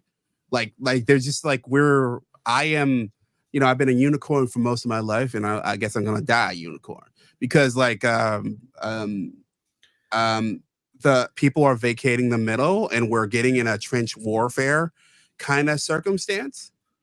And I think I worry about where we're going as well, because a society that moves this way, it doesn't end well. It usually precipitates some sort of giant fissure. Yeah, some sort of conflict of whatever kind. Well, we need the rise of the Centroids. Yeah. Centroids forever. Centroids forever. Centroid. By the way, maybe that's not just my album. That's my concept. That's my podcast. Centroid. Yeah. But dude, stick to music. Thank you, Longshot. You've just Centroid. James, I wouldn't have thought of that unless you pointed it out. But thank you to Longshot. Yeah, Centroid. Longshot, we'll address if you want to join us at some point or join James. Yeah, we'll address it. I mean, we're going to keep kind of moving here. We appreciate you watching. I swear, send me an email. We'll accept something. And anyone who's watching, JamesBrownTV at gmail.com. That's my public email. Email me away. I don't care. James has actually dealt for a very long time with white liberals, so he might as well be like. I'm the only one watching. Why act like you have your own live stream? I mean, we're winning hearts and minds one at a time. Where's your podcast? Yeah. What's your podcast, Long Shot? Is it called Long Shot Links? We're small enough that we can address every person and really take a time and care to talk to them. I mean, you've kind of made it seem like we shouldn't do that. Centroids. James is kind of like animal control for well-meaning white liberals. He'll handle you with care and send you to where you belong. All right. I want to pivot while I still have you, Savvy. I want to pivot over to Kamala Harris. And it used to be Kamala, but now it's Kamala because she wants to play up her blackness now. First she was Indian. Well, now she's playing up her blackness. And she held up that album cover, which is fucking absurd. Yeah, Centroid forever. Okay, let's see. Longshot must be having like a rough Sunday because I mean, to kind of like send these messages to random people, like I don't know, like is there anything you can do that can make you happier? Centriods. I like that even more. Centriods. That's autistic black centroids. That's like that's black centroids on the spectrum. Okay. All right. So Kamala Harris, Black America's least favorite representative. Yeah.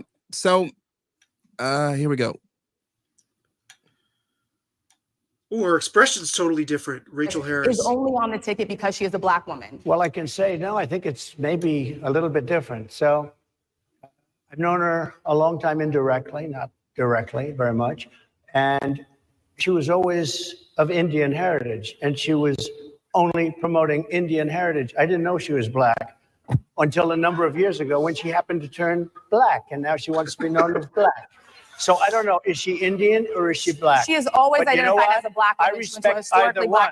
I respect either one, but she obviously doesn't, because she was Indian all the way, and then all of a sudden she made a turn and she became a black Just to be clear, sir, do And you I believe think, that I think she is somebody should look into that too when you continue in a very hostile, nasty tone. It's a direct question, sir. Do you believe that Vice President Kamala Harris is a DEI hire, as some I Republicans really have don't said? know. I mean, I really don't know. Could be. There are some. I mean, there are plenty.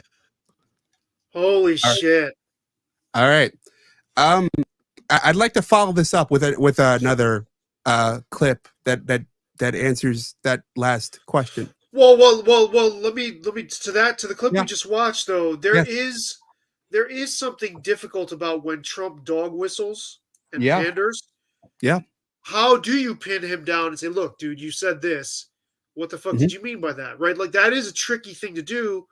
When if you go too hard, he's going to go, "Wow, you're just a horrible. You're just so aggressive. You're just so that's tough." Yeah. I And this agree is that where it's I tough. think and this is where I think his fans really miss the boat. They get um they get very seduced by his in the room charisma and his bluster, and they Mhm. don't stop to process that so much of what he says just does not add up in any coherent way whatsoever.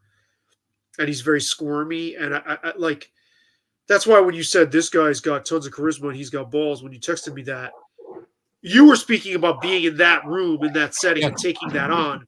Yes. But I think it's really important not to over Yeah. estimate the value of that charisma, right? Like he doesn't. Yeah. There's nothing there.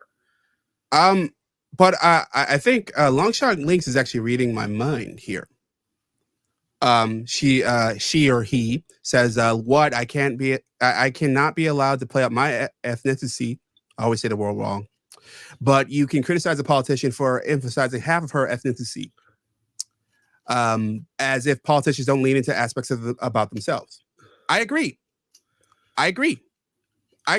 Politicians do, and this is where I will shoot Kamala Harris some bail. Politicians tend to lean into parts of themselves in one perspective hard in order to win over a specific constituency. When it's convenient, they're often one thing, and it's convenient. They're what is not convenient, they're not another thing. Here's the problem. And I think this is where I think Kamala Harris, and I hate, once again, I hate the macro use of black, but I think it irritates me, and I think it irritates a lot of other black people too.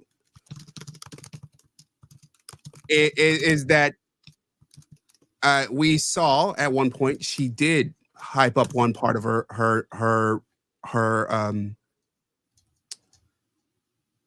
reality, and then now another time she hyped up another. And I think there has been this sort of undercurrent of, and going back to Umar Johnson, and a lot of content out there of people, Tariq Nasheed being another one. And I think a lot of people have an increasing amount of, not hostility is strong, but wariness of somebody who is going to come out and demand that you vote for me because I'm black like you. I'm black like you when you're not black like me all the time. Right. It'd be one thing if she had been harping on that her whole career. Yeah. And it also, yeah. right. And it would also be one thing if she had always said all along, I'm black Indian from the West Indies. Yeah. Right. I'm a mix. I'm a black Indian. But it seems so clunky the way she's done it. It also seems very calculating, which you're right. Politicians do it. I don't like how she's getting vilified for supposedly sleeping her way to the top. Yeah, I think that's like, I mean, yeah, I think that's crazy. But I will give Trump here about the whole question DEI hire. Well, there is some facts behind that. Particularly when you have a party that puts people's ethnicity way out in front to fucking begin with. Well, Of course, people are going to think it's a DEI hire when you're emphasizing their outward character, or as Thomas Chatterton would say, their immutable characteristics. well, it even goes further than that. It seems like 4 years ago is not a long time. I remember 4 years ago very clearly. I remember this guy on stage 4 years ago being asked a question. I committed that if I'm elected president, have an opportunity to appoint someone to the courts, I'll appoint the first Black woman to the courts. It's required that they have representation now. It's long overdue. Secondly, if I'm elected president, my cabinet, my administration will look like the country. And I commit that I will, in fact, I'll pick a woman to be vice president. There are a number of women who are qualified to be president tomorrow. I would pick a woman to be my vice president. Just to be clear, you just committed here tonight that your running mate, if you get the nomination, will be a woman? Yes. Okay, let me. Senator Sanders, will you right make now, may I just respond and ask Joe a question? Right now, a woman's right to control her own body is under massive assault, unprecedented assault. It is. Joe, you have in the past, on more than one occasion, voted for the Hyde Amendment, which says that a woman, low-income woman, could not use Medicaid funding for an abortion. Is that still your view, or have you modified it? It is not. Holy shit! It's not my view. And by the way, everybody who's been in the Congress voted for the Hyde Amendment at one point or another because it was locked in other bills. The reason why I affirmatively came out opposed to the Hyde Amendment was that if we're going to have public funding for all health care along the line, there is no way you could allow for there to be a requirement that you have Hyde Amendment. A woman who doesn't have the money could not have coverage under health care. Well, I'm glad. If you get the nomination, will you? In all likelihood, I will. For me, it's not just nominating or a woman. It is making sure that we have a progressive women, and there are progressive women out there. So my very strong tendency is to move in that direction. Okay. Wow, that's a real fucking debate. Yeah. Wow, I didn't see that when that happened. That is intense. That was almost a you're no John F. Kennedy senator or whatever Yeah. that And it's not just this. I could go on. I have reams over here. Joe Biden repeatedly, and Bernie Sanders did the same thing. Repeatedly said that they were definitely going to, not because someone state was, because you're right, long shot links. Politicians have been choosing their mates because the person could appeal to what they can't. But this was the first time in history where it was like, hey, it's definitely going to be a woman. And then eventually Joe Biden, he made repeated statements that it was definitely going to be a Black woman. Right. He's like checking boxes, which is ridiculous. I agree with you that politicians have been doing this for a while, but this is the first time when it's gotten to this specific notion. This overt. So I mean, you can't blame people for saying she's a DEI hire. Also, the question I would have asked had I been on that panel, and of course I wouldn't be on that panel. On that long shot. The question that I would have, if someone I knew was on that panel, like James, it's like, well, I mean, if Kamala was such a DEI hire, why did you donate to her attorney general campaign 10 years ago? Yeah. It was only $1,000, but yeah, no, he donated multiple times. Okay, and it was more than $1,000. I think. No, that's what I would have asked him. Is like, if she's such a DEI hire, then she must have liked her enough to donate. Here's what I guess his response would be, because he's argued this because he donated to Hillary Clinton, I believe, at one point too. And I think his argument then was something to the effect of, I did it because it's good business. and that hey, I have business there in that state, and these guys can be bought, and I can't. And I think it was something to that effect. Well, Was that would have his, been a great was answer. That would have been a great answer. his But I don't argument. know. But I mean, But fair. It's the kind of thing that should have been brought up. Absolutely. right, right. Yeah, I'm not a Joe Biden fan. I think Joe Biden is essentially a Republican. Well, in and I'm cheap assuming, clothes. long shot that you mean that it was an explicit thing, but yeah, it was explicitly saying that, hey, I am going to hire a black woman at one point. In the clip I just showed, it was a woman and a black woman on the Supreme Court. Yes. I mean, isn't that how is that not a DEI hire? And by the way, what's wrong with it being a DEI hire? That's the other element. Like, aren't you happy? I mean, if you're a Kamala Harris fan, I know you said that you're not. She's just the best and most practical choice. Why? What's the issue with it being a DEI hire? Well, I don't think Longshot has an issue. Well, No, not long shot. Just people in general. right. Let's say she was. Well, because the talking about something as DE hire is like code for that the person is not qualified, that they got a leg up and given like they were like sort of failing up on their way to the top. I think that's That that's they're not, I get that was a shot. Definitely. That's definitely a shot. I think that but the qualifications for this kind of job I mean, if you look at the letter of the law, like there's virtually none other than being an American citizen, a native born American citizen and being 38 or older. Like that's pretty much it.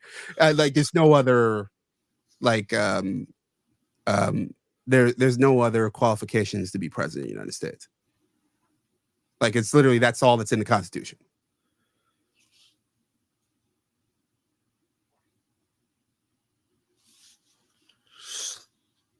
So, shall we stick to music like Longshot wants? Well, yeah, I don't want to totally miss out. I want to at least ask you. I'm the second most famous roommate you've ever had. Oh yes, you're in distinguished company. Yes.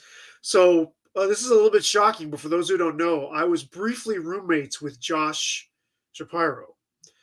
Pennsylvania. It is Shapiro. Well, I was at the time. I don't know. Now Shapiro? I have not seen footage of him enough. He used to pronounce it Shapiro, and he would correct you.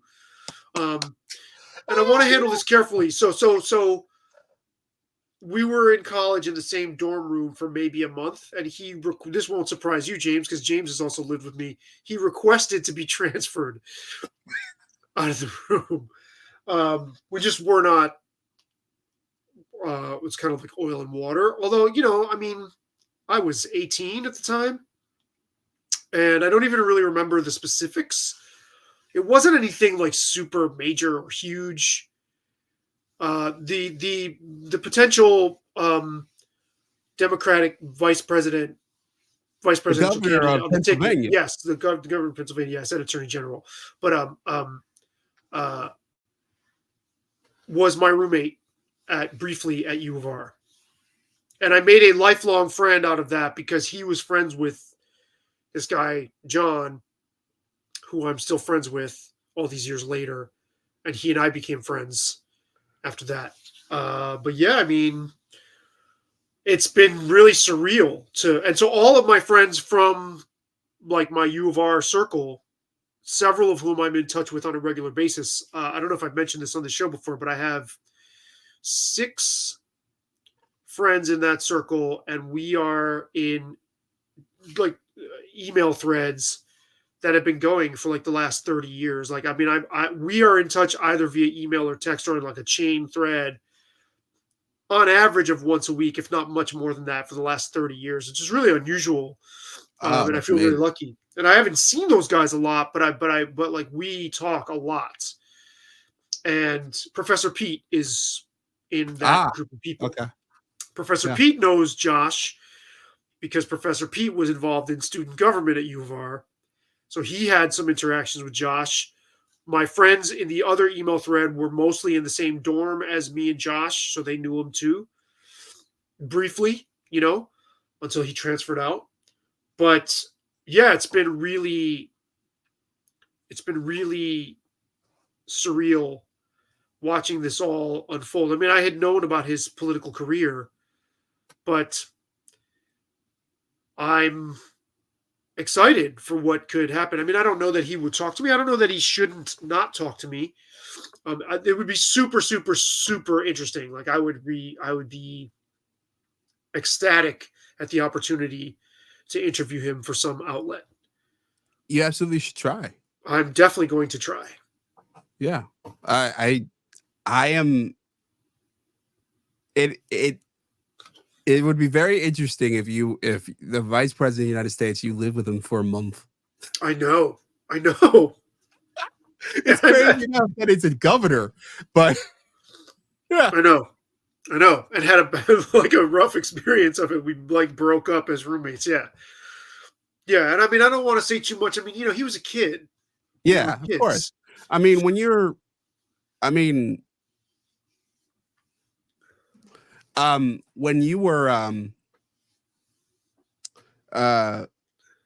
18, 19, I mean, like you're a different person than you are when you are 50. Yes. Like it's like a whole other world.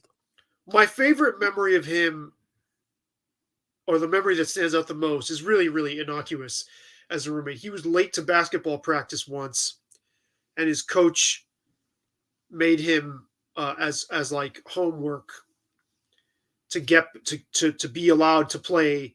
He had to sing a song in the melody of "You'll Just Have to Wait" by Phil Collins, but something about "I'm sorry I was late" or something, and he had to rewrite the lyrics. And I watched him sort of singing this, riffing on these like lyrics for being late to that melody, which is like if he ends up being the VP, but having a snapshot of that moment is really cool in contrast to what his stature is now. Sure. I would love to see his expression if like I got press credentials through like an outlet. I'd be like, for one. You should apply for one anyway. I'm no definitely matter what. going to. I mean, I wonder, he has to have had so much experience now dealing with people that he doesn't necessarily want to talk to, Mhm. that he could put his politician's face Oh, on. yeah. But it could be a really, really cool thing if it were granted and we could have this moment. And it's also just two people who are now in our 50s. Yeah. Sort of not bearing the hatchet exactly, but coming to some sort of adult perspective on childlike dispute, I guess, or friction. Yeah, and also I wonder if like I've interviewed what was it? 3 governors,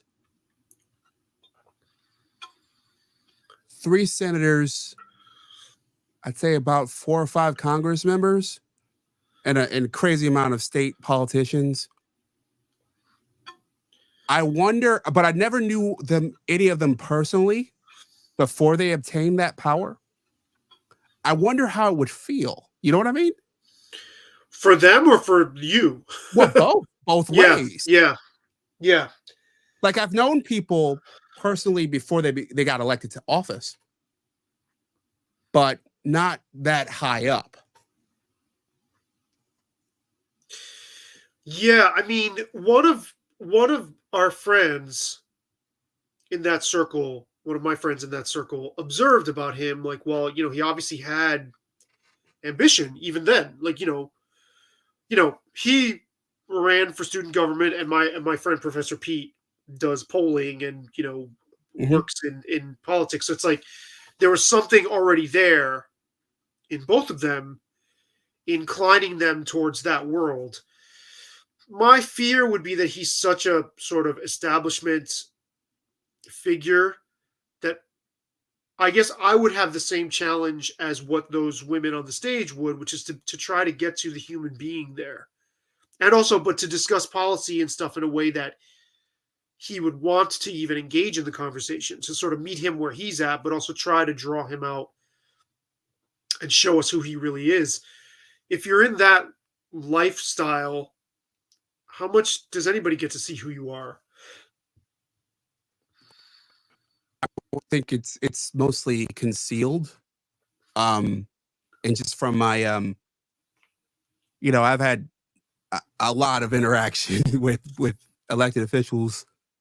It's not that you're not you. It's kind of like as we were talking about earlier about putting on a mask for the moment. Like you learn, well, the best of them learn how to control their emotions and control their reactions and how to slow things down and speed things up. And so you're not really dealing directly with them. You're dealing with this Right. sort of this exaggerated version of what they want you to think they are. Sure. Sure. And I mean, if he got wind of my politics, I'm sure he'd be horrified. But I think, Why would it be horrified? well, I mean, I'm certainly probably closer to where Longshot is on certain things, although that's making an assumption. I don't really have the full picture there. And Longshot, by the way, thinks it's sadistic of the basketball coach to have made him say that. Come on, Longshot. That's pretty harmless for him to have just made up, new lyrics to a song and sung them in front of the team. Hazing is part of sports, and that's like so tame compared to some of the other hazing that. But I'm not anywhere close to where establishment Democrats would be. However, I'm able to have these conversations with people and not completely saturate them in my own ideological framework, right? So I think I could walk away. Again, I'm going to try it. I think I could walk away from a conversation like that and have it have been fruitful and meet him where he's at part of the way without imposing all my stuff on there.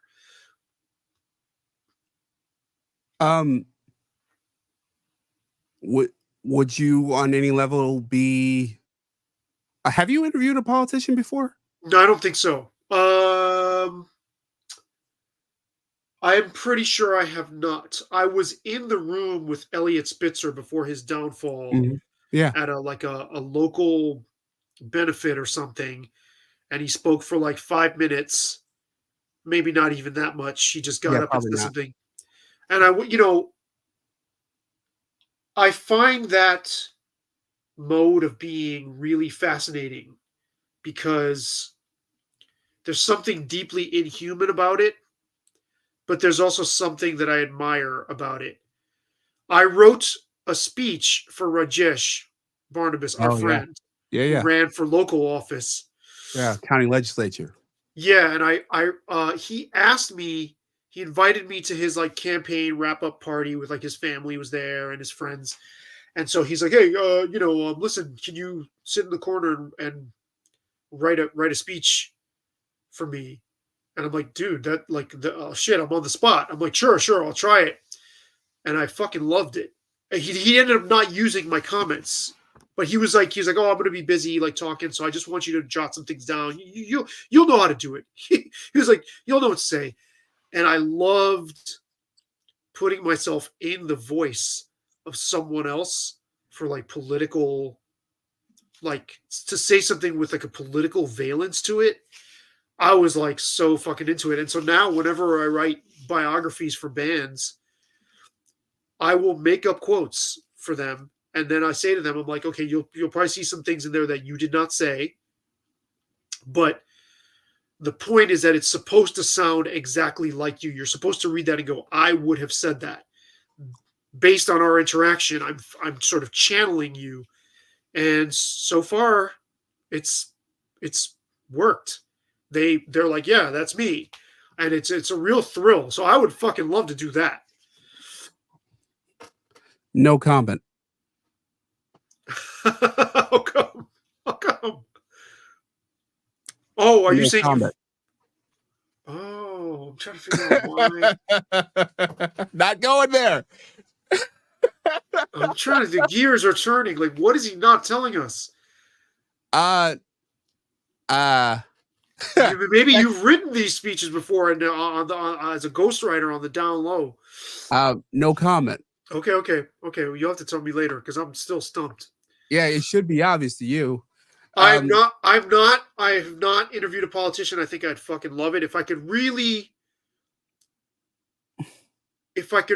get, because I love the challenge of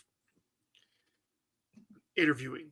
With musicians, there's a certain challenge, but this would be like I know there's a shell there, right? You got to like dig or somehow enter the right code so the robot shell like drops, right? Like, I would find that very, very thrilling, also nerve-wracking. Yeah. But you have to be careful because they're very seductive people. They can make you feel important. That's their like psychopathic trait, right? And I have a story real quick about Bill Clinton. Did I tell you this? I don't know. There's a musician named Chris Maxwell who has worked on the soundtrack to Bob's Burgers and like won awards for that. And he was in a 90s alt underground band named Skeleton Key, who I loved, who actually toured with Helmet. Maybe Longshot knows that. No, I don't make up quotes musicians say for my pieces. I distill things they say when I interview them for writing their bios and frame them, but they're not just made up. There are things that are expressions of what they're trying to get across about their records. Speech writers do this for politicians all the time. It's basically the same. Absolutely. I look at myself as a speech writer for musicians. Yeah, and it happens throughout the PR industry. Yes, but if I were writing, and I am writing a book on an artist, I would not like an actual book with their actual quotes. I'm not modifying their quotes. Just to be clear on that. So where was I? Oh yeah, so this guy Chris Maxwell, he's from Arkansas, so he played some benefit at the state capitol or something, and Bill Clinton was there. And he met Bill Clinton in passing. And then he ran into Bill Clinton 5 years later. So this was when Bill Clinton was the governor. And so the 1980s, early 90s. Yes. Then he met Bill Clinton 5 years later, and he remembered his fucking name. And he said it was scary. He said it was impressive and also scary. He's like, holy shit, he asked me questions about, hey, Chris, so how's so-and-so? And it's like, whoa, man. Like, that's not natural. I've noticed that a lot of them do have pretty great recalls for that kind of thing. Yeah, which means like, what is the personality that's drawn to that? Like, and what are they after? It's creepy. Are you kidding me? Yeah, we don't know him personally, but I know Sam Sater, the Majority Report. I hate the Majority Report. Not a fan myself, but not a fan of that show. But I would interview him too, and I'm sure it'd be cool. I'd love to talk to him. I'm sure it'd be, yeah. I didn't know. That's right. That's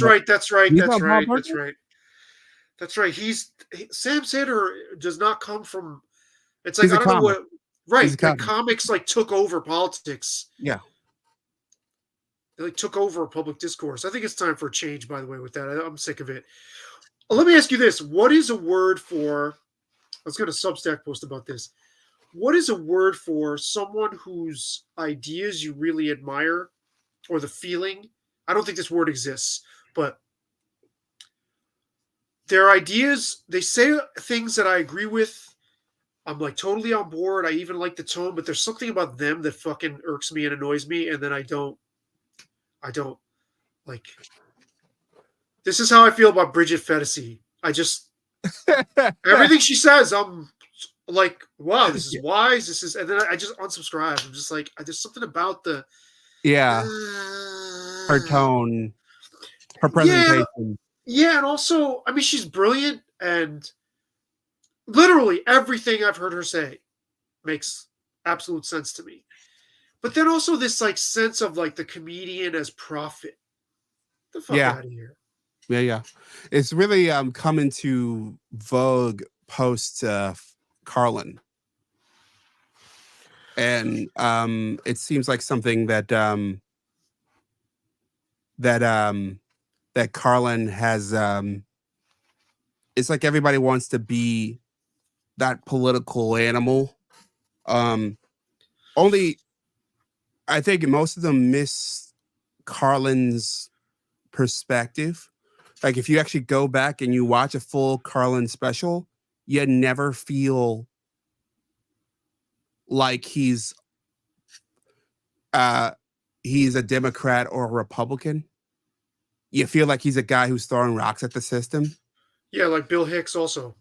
Yeah, and it seems like the Jon Stewarts of the world sort of took that in the sort of the avalanche of comedians that came in with him, not just his ilk, but the Sam Cedars of that world as well. Sure. Janine Garofalo was in that group, and so on and so forth. Well, now where- with Substack, it's like even more on YouTube. It's even more, you got Jimmy Dore and you all these people. And I think it's sort of become, I don't know, an easy grift.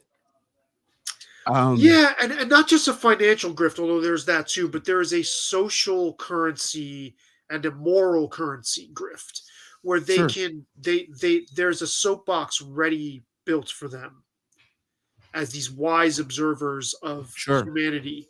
And Sure. I think it did us well for a time. I think they were on the cutting edge of public dialogue in a way that nobody had been. They stepped in to fill the void, but now it's kind of like I'm going to borrow a page from Long Shot Links. Stick to comedy. Go back to your lane, right? Yeah, I tend to agree. I want to wrap with the death of your favorite band, or one of your favorite bands. One of my favorite bands. Yeah, I posted a piece. Good riddance to one of my favorite bands. I read it What are your thoughts first? on Aerosmith macro. No. Well, what I said, or On just what you said? how do That you want essentially to? that they were a zombie band essentially.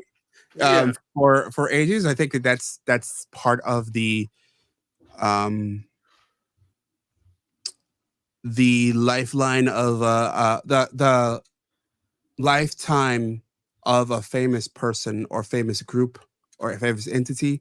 They have their moment where they hit their peak, and after their peak, they kind of just many of them just keep going, and they just sort of soldier on, and a band like Aerosmith kept chasing it. And that's where you get the I don't want to miss a minute. And even 9 Lives, which you didn't mention in your video. I didn't. Where it felt like they were it wasn't as bad as I don't want to miss a minute, whereas it was clear that they were chasing the pop smash. But they, they clearly don't, like, it's hard to accept that the culture's moved on past you and that you are a legacy act. And the I don't want to miss a minute stuff showed a successful chase, but a chase for relevancy. And we see this a lot. I think we just saw this with Beyonce earlier this year with her country album, where it was sort of like she's moved into legacy actville. And yeah, but I was impressed by that. But okay, I wasn't impressed by that at all. I think you're out of your mind. But so now first stick to music. Now James is dismissing me even from music. Now where am I going to go? Yeah, get out. But I think that it's hard for an act to understand when their moment has passed, whether it's an actor or a comedian or a musician or music group. And certainly an athlete. because I mentioned them too in my video. Yeah. So I think athlete as well. Only their era is generally more compact. Sure. An athlete's career is generally shorter. Sure. But it's The guillotine is coming. You can see it basically, but the moment you start. well, actually. and that's true for any pop cultural figure of any stature, but it's clearer for athletes. Right. Right. Because you look at the average career of an NFL player, we're talking 3 years. NBA players about the same. Baseball's a little bit longer. But you're but that's true of every person that has their moment, their 15 minutes. It's going to go wear out. And if you're Aerosmith, you hit a height that very few bands have ever hit and probably will ever hit. And you have this sort of defining moment with Walk This Way where you're going to be forever known, not just as a great rock band, but as a genre bending and helping to establish like this new wave of hip hop that followed. And I think so it's tough to go out on a high note. It's tough to just walk away. Joe Biden is the perfect example of this, right? Mm. All right. I wrote a piece on this a few weeks ago where Joe Biden, he's waited his whole life to be the guy. He's finally the guy, and he can't let go of being the guy until he got forced out by his own party. Sure. All right. Sure. I read that piece. You're clinging to the idea of being what you were in 1988. Mm-hmm. Even when it's 2008, even when it's 2018. And that's what all the stuff that were running through my head as I thought about your piece and your video. So a few things to respond to there. I don't actually think so I would put Aerosmith. They had a few moments, actually. They were lucky enough to have an album called 9 Lives. And it's funny you mentioned that because I listened to it, and that one single, Falling in Love Is So Hard on the Knees. I was like, I actually kind of like this. I was like, yeah, that's pretty cool. So I would read you my video and I would say that is the point. But because it's cool. The album itself definitely starting to weaken, right? And still went double platinum, which in '96 is not bad. Yeah, that's a big deal. But they had arguably 4 big. So there's the 70s. Mm-hmm. There's Walk This Way, which is right before their resurgence. Mm-hmm. And then I guess you could say from 87 through 93, 96-ish, there's their second period of like commercial smash fucking success. Mm-hmm. And then there's you talk about chasing. They caught it with that horrible, I called it like cough medicine, like sickeningly sweet cough medicine ballads. I Don't Want to Miss a Thing. That is like played at weddings and stuff. Yeah. So they so it's not like they're chasing anything. They caught it in the net. The thing is, though, legacy acts like that are the only thing that still has cultural relevance. I don't know about that. But musically speaking, no. Your Rolling Stones, your Aerosmiths, your big classic. You mean rock in rock? Legacy? Yes, legacy. All right, so you're not talking about broadly speaking. You're talking about just in rock. No, just specifically in rock music, those dinosaur acts have a certain cultural cachet that other people struggle to have. And so they did not fade from relevance. I think their farewell tour probably would have sold like hotcakes. I don't know what the pre-sale figures were. And there would have been kids, like people with their kids and their grandkids at that fucking show.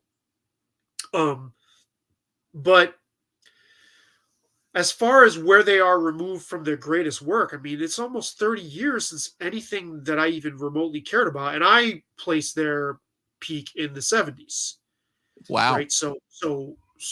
I mean, I do like some of that 80s stuff quite a bit. But for me, they're real. Because another thing I didn't mention in the video, by the 80s, they're working with all these song doctors, these dudes Yeah. that come in, and it's like this like Frankenstein monster, which still achieves great stuff. But back in the day, they were a band that wrote music like a fucking band does. And the other thing is they have always epitomized for me the strange prison that hit success can become. Because to me, they're the textbook case of a band that like played a set list that to me was like, well, why don't you just go get a fucking 9 to 5 job then? If you're gonna just do that. Because like there's so many fans who love deep cuts of theirs, like me, who love actual records of theirs. And you could pay, if you pay a ticket to see Aerosmith, you're not going to see those songs a lot of the time, right? You can pretty much count on they're going to play those hits. And some of those hits are awesome, but to me, it's like at a certain point, they kind of made rock music seem like a job, which is unfortunate. Well, it is a job. They made it look like one. It is a job, but they made it look like a job. I mean, Like going to an Aerosmith show, you could just go watch somebody in their corporate cubicle. Going to an Aerosmith show in like 1998 or something, I could have just paid $0 to just hang out at somebody's office and watch them work all day, and it'd be the same thing.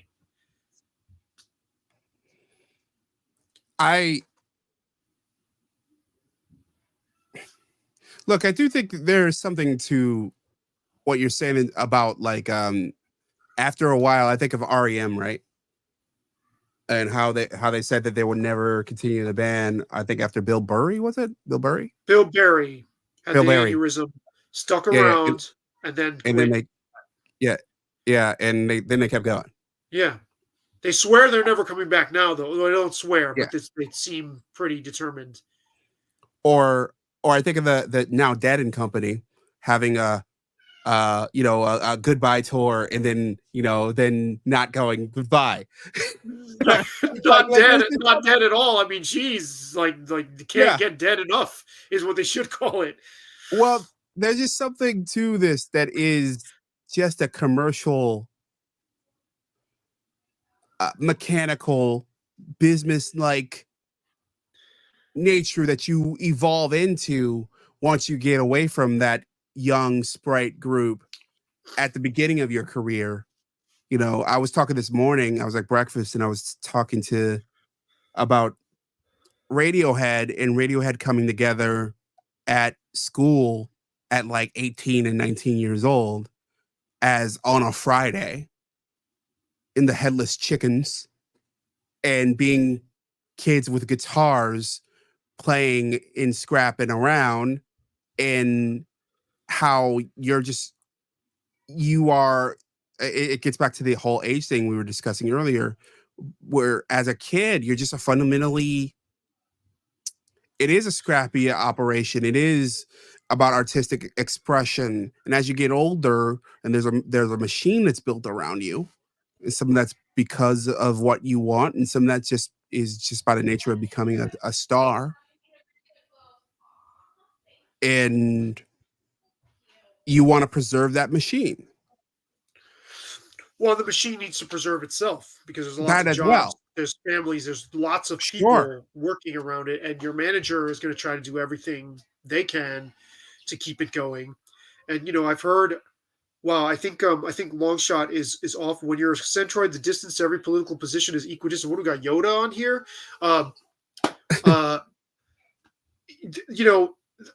I've heard lots of famous rock people say things to the effect that they completely lose control of their lives and they're being pulled along by this gigantic thing that's just dragging them with it, or they feel sort of trapped inside of it. I heard a member of REM talk about something to that effect once. Yeah, like what's interesting about Aerosmith though is they barely put out any work since. So they signed this 30 million deal with Yeah. Sony in 1991, which at the time was a lot.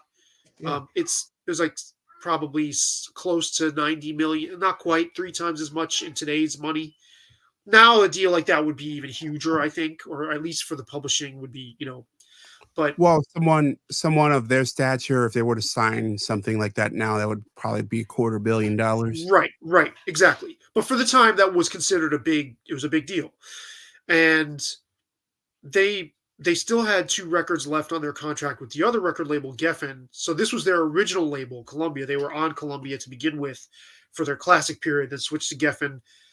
So by the time they start on this Sony deal, there's not much that they actually did for it. And I remember always thinking, like, man, did Sony make its money back? Although 30 million, I'm sure they found other ways, right? And so I just don't.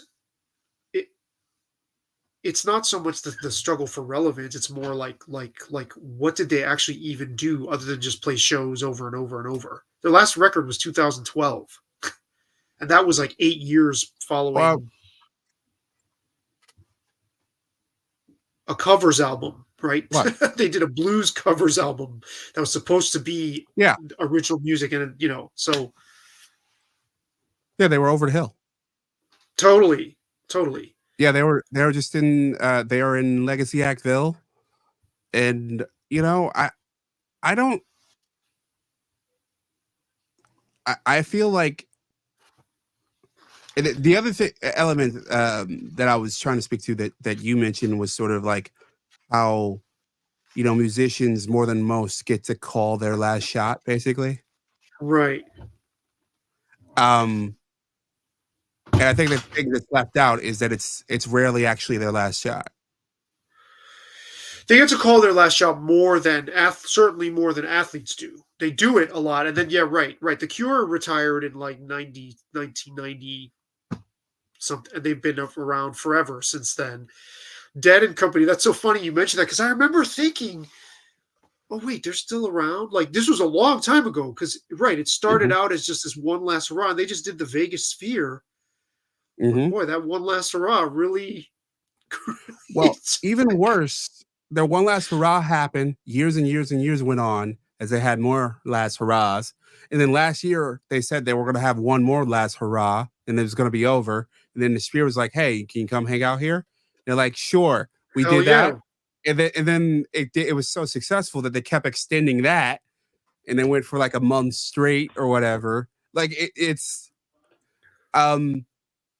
I kind of it's kind of like the rapper retiring thing as well. Rappers Sure, we've never become actually cynical. retire. We've become cynical about when people say they're leaving. We don't believe it anymore. We're always like, because they're usually lying, or or if they're not lying, they're usually not telling the truth, or they feel that way at the time, and then later, somebody comes with enough of an offer. Yeah, I mean, like I that's why I'm expecting an Outkast record, even at some point in the future. I hope. I mean, somebody's got to give your boy therapy. It'll happen to get him to concentrate. And again, I love that Flute record. You hated it. We talked about this. This was awesome. But I mean, I don't love the fact that he thinks he can't do what he originally was known for. That to me there's a block there. We've talked about this. I hope Aerosmith stays dead. They will. I mean, isn't his voice shot? Yes, but he could possibly sing on record. No, I think he's done. I think if you see him, it'll be more like the Phil Collins, last run where he did live shows, but he didn't do an album.